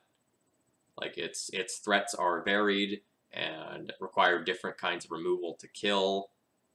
Like, a lot of things that, like, can hit a Delver can't kill, like a Gurmag Angler or a True Name Nemesis. Things that kill True Name can't kill a Flip Delver or a Gurmag, and, you know, etc., etc., etc.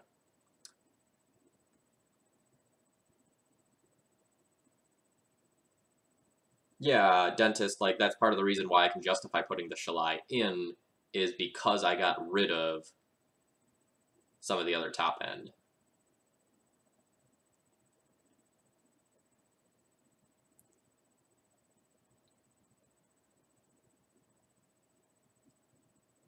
So, like, let me ask myself a question here.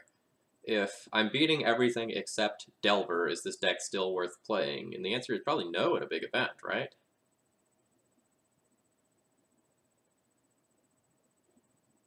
So let's... I love this deck list, though. This deck list feels really good.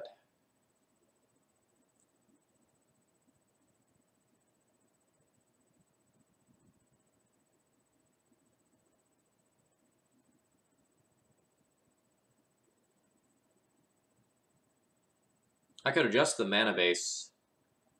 Okay, so I could adjust the mana base and, like, remove a Magus and a Wingmare and, like, go and add in, like, 2 aerial responders. But if I cut Cavern, then the, like, P and K endgame isn't necessarily as strong. But maybe that's what I should be trying?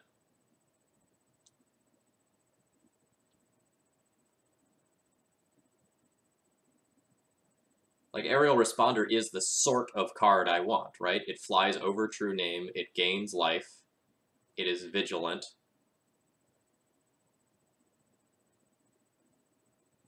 Like, that's going to be better than something like a Fiendslayer Paladin. But I don't know if, like, removing the Caracas from the deck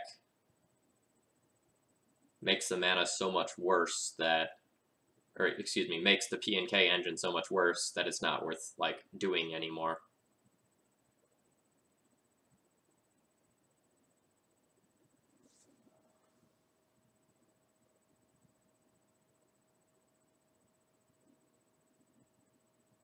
No, I don't think I want to play, like, regular PNLR. I don't think that's good enough.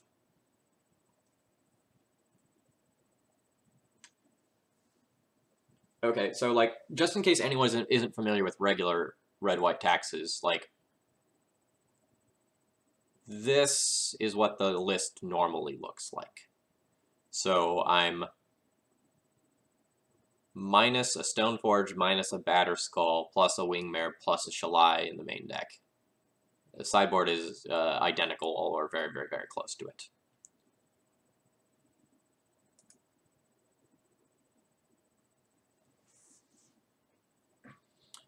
All right, so Sandstone.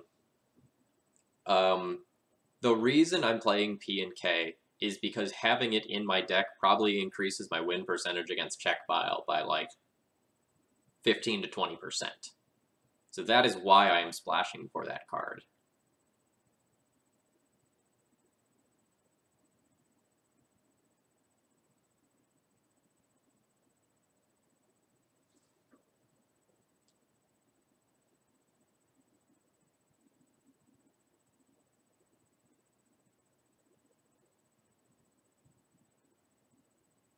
All right, let's do some Theorycraft here.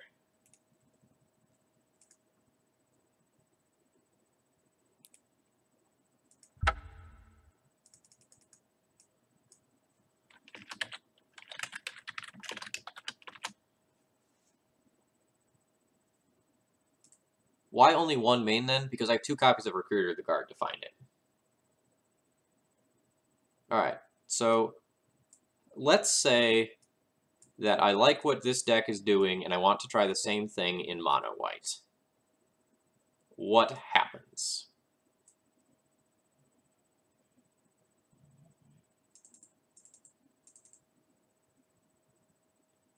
Rather than playing Moonman and P and K, I just jam a couple of aerial responders in there.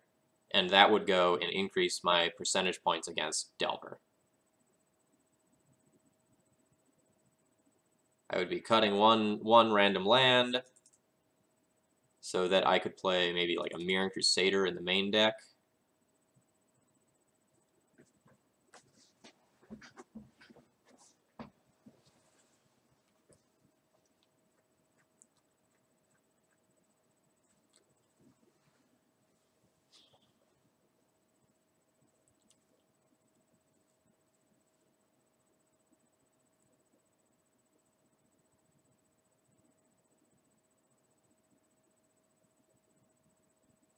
How would this do?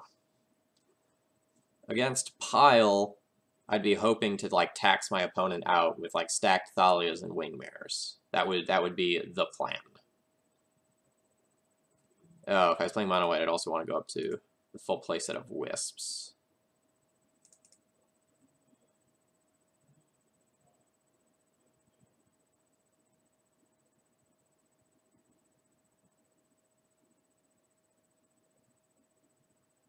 So many 3-drops is correct, yes. But like one of these would have been a 4-drop before in the form of P and K. Like I could consider playing the 4th Stoneforge again over like one of the Wingmares.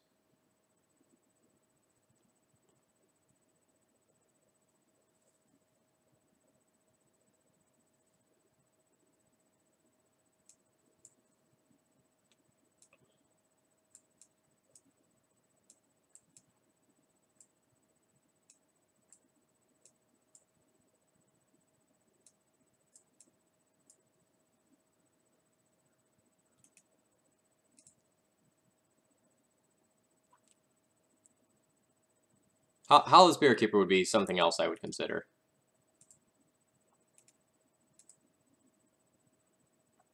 Three, 6, 3, 4, 5. Probably wouldn't even play Cavern. Just like play basics.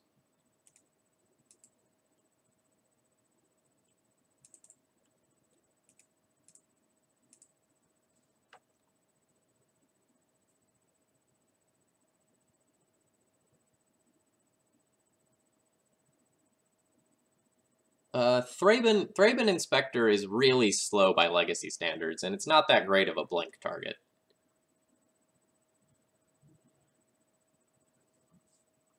Alright.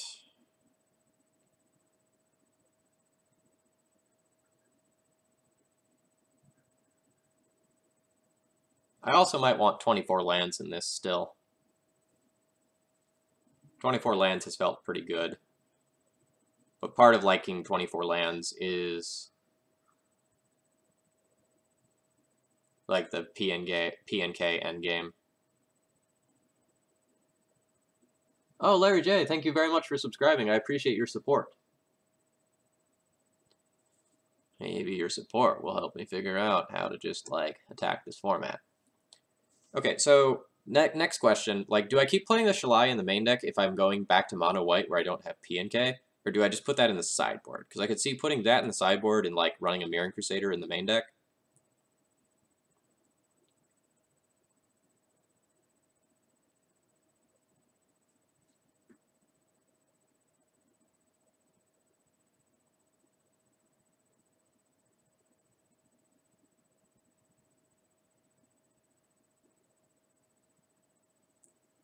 Like, that all feels pretty good. Add a Ghost Quarter. No, I don't think I want to play Ghost Quarter.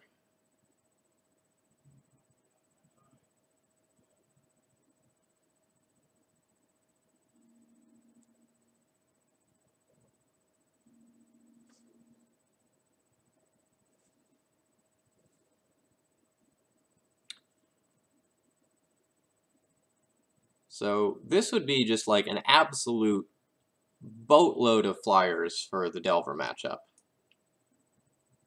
Against combo decks, I'd have Thalia's, Wingmares, 2 Revokers. That's good for combo. I have a lot of things that block Delver. Probably want to put a Prelate in the sideboard, maybe. I don't know, like, Prelate versus Wingmare is tricky.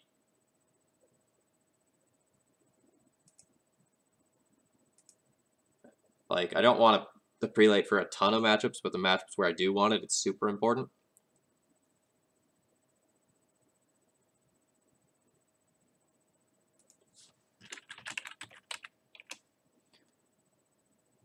So, like, I could play one Sanctum Prelate to just kind of round things out. I could also consider just, like, playing another Grave Hate card. Like, drop a Rest in Peace, run 2 Surgicals over, like, the Prelate there.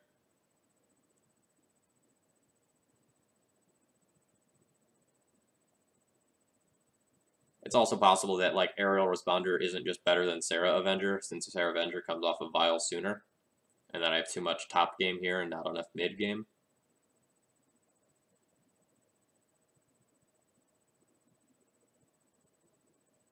But something somewhere in this vicinity is probably pretty good.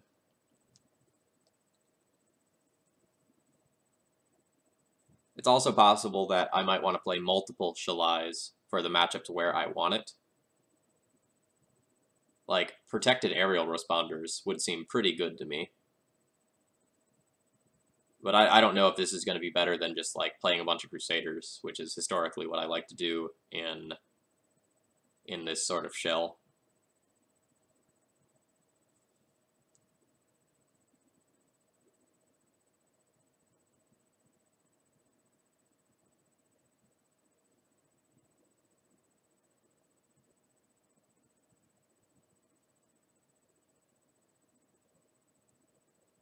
I guess, like, the next question is, like, is Shalai better than Hallowed Spirit Keeper? Is Mirran Crusader better than Hallowed Spirit Keeper?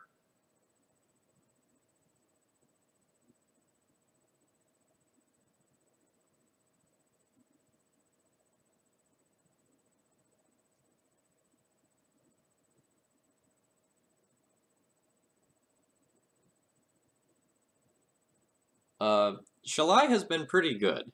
Like, obviously it's garbage against Grixis Delver, but I've rarely boarded it out.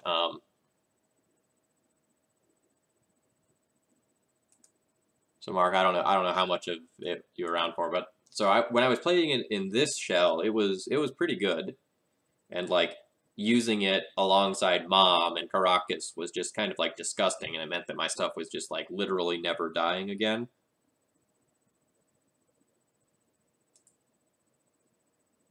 So I don't know. Like, I don't know if something like this is more powerful than what I'm already doing. I don't know if this is better than trying to just, like, splash for Pontiff only.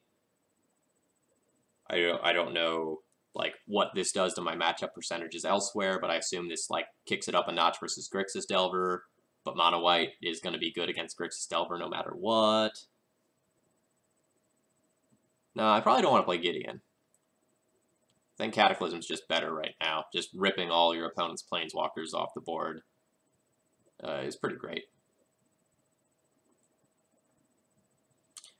I just don't feel good about this list looking at it. That might sound weird, but like I feel good about the other list looking at it. But when I look at this, I'm kind of like, why am I playing this? And I might need to like play a league or two to see if there's any promise in something like this. Which I guess I'll do. I'm not sure where exactly this is supposed to go. Like, normally if I'm playing mono white, I don't go this heavy with the taxation, and I don't run the Wingmares. And I normally just run, like, either more Avengers or more Crusaders.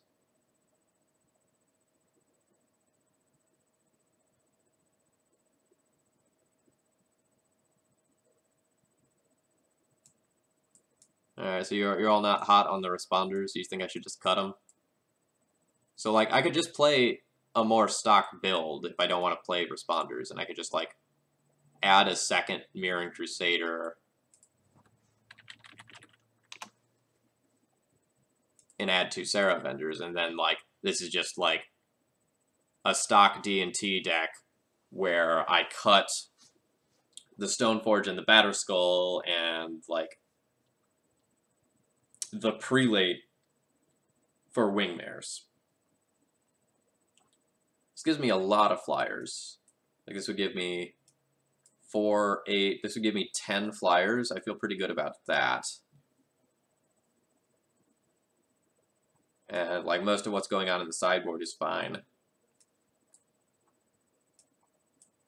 Not overly sold on the Sanctum Prelate.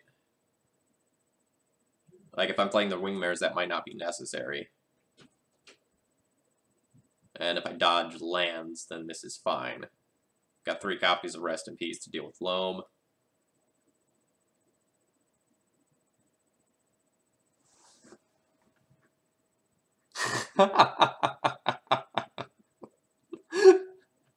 Just play Dredge and fuck this format. I see where you're coming from there. See where you're coming from. Okay, so what if I do something like this, and then I round out that last slot here with, instead of Prelate, like, play Sword of War and Peace, make myself a little bit stronger in the mirror, since I already cut a Stoneforge Mystic and a Batterskull? That would be reasonable.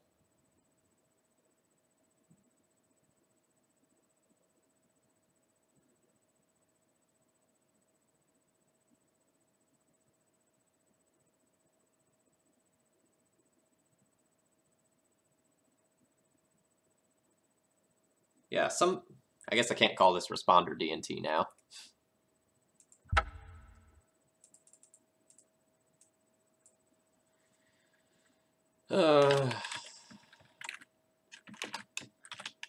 We're just gonna date this one.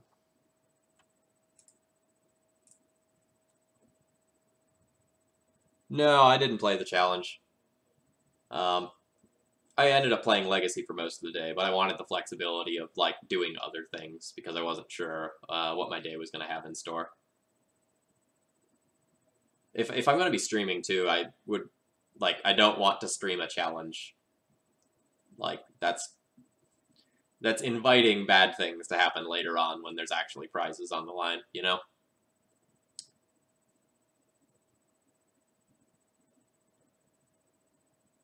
Yeah, I mean, Hallowed Spirit Keeper is the other thing to potentially try out. But again, like, Hallowed Spirit Keeper still runs into the same problem of everything else, where, like, yes, it's good against the Deathrite decks, but Deathrite also checks it. And I think I'd rather play Rest in Peace than Hallowed Spirit Keeper, but it's close. If I play Hallowed Spirit Keeper, then I like probably cut all of the Rest in Pieces and run like 3 Surgicals in those spots, which does very different things to your matchup percentages.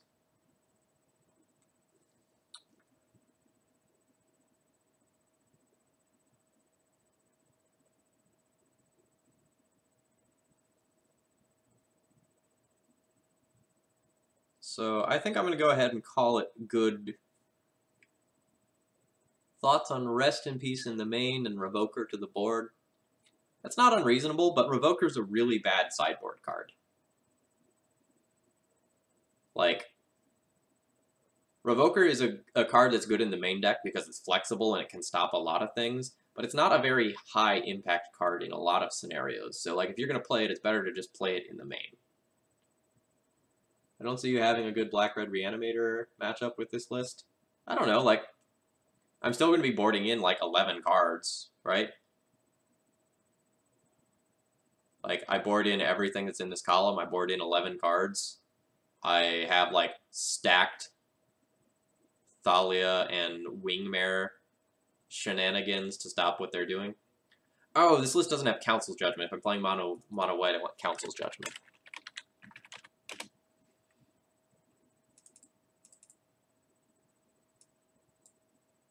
All right, so how would that adjust my sideboard?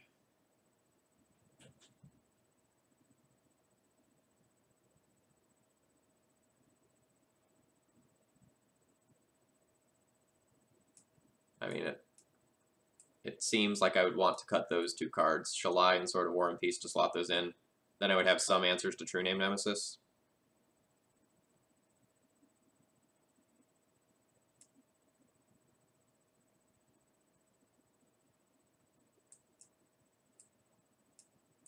Could see that being reasonable.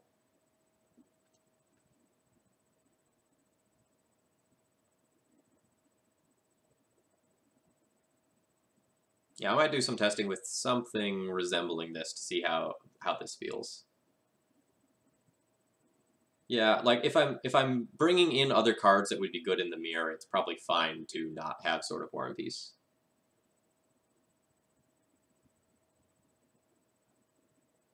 Well, Gamer Champ, it's not really stock D and like mono white D and T though, right? Because like the builds that I consider stock mono white D and T either have like 4 Mirran Crusaders or 2 Mirran Crusaders and 2 Serra Avengers.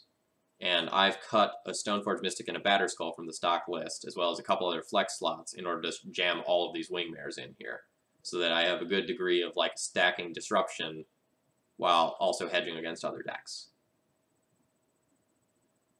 Ken, Holy Light's not unreasonable, but I don't want too many non-creature spells if I'm going to play like both Thalia and Wingmare.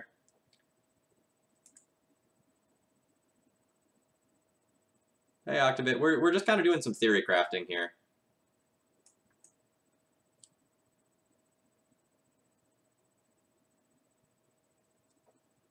Something resembling this is probably okay.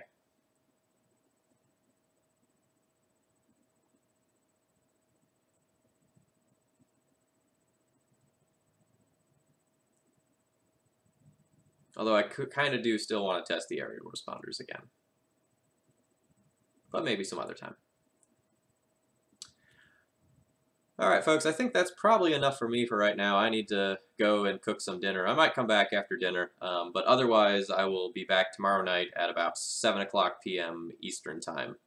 Thank you all for joining me today. Again, my name was Phil Gallagher. I run ThrabenU University, and if you enjoyed today's content, please go ahead and follow it so you can watch more awesome Death and Taxes action. And if you really enjoy, consider subscribing and supporting what I'm doing. Thank you very much to everyone who kind of like helped me theory craft towards the end here. I really liked today's deck list, but like I kept losing to Delver, and that's not where I want to be. I don't want to lose against like the quote unquote best deck of the format, the most popular deck by, at least 10%. Alright, so I'm gonna go ahead and call that here. Night, everyone.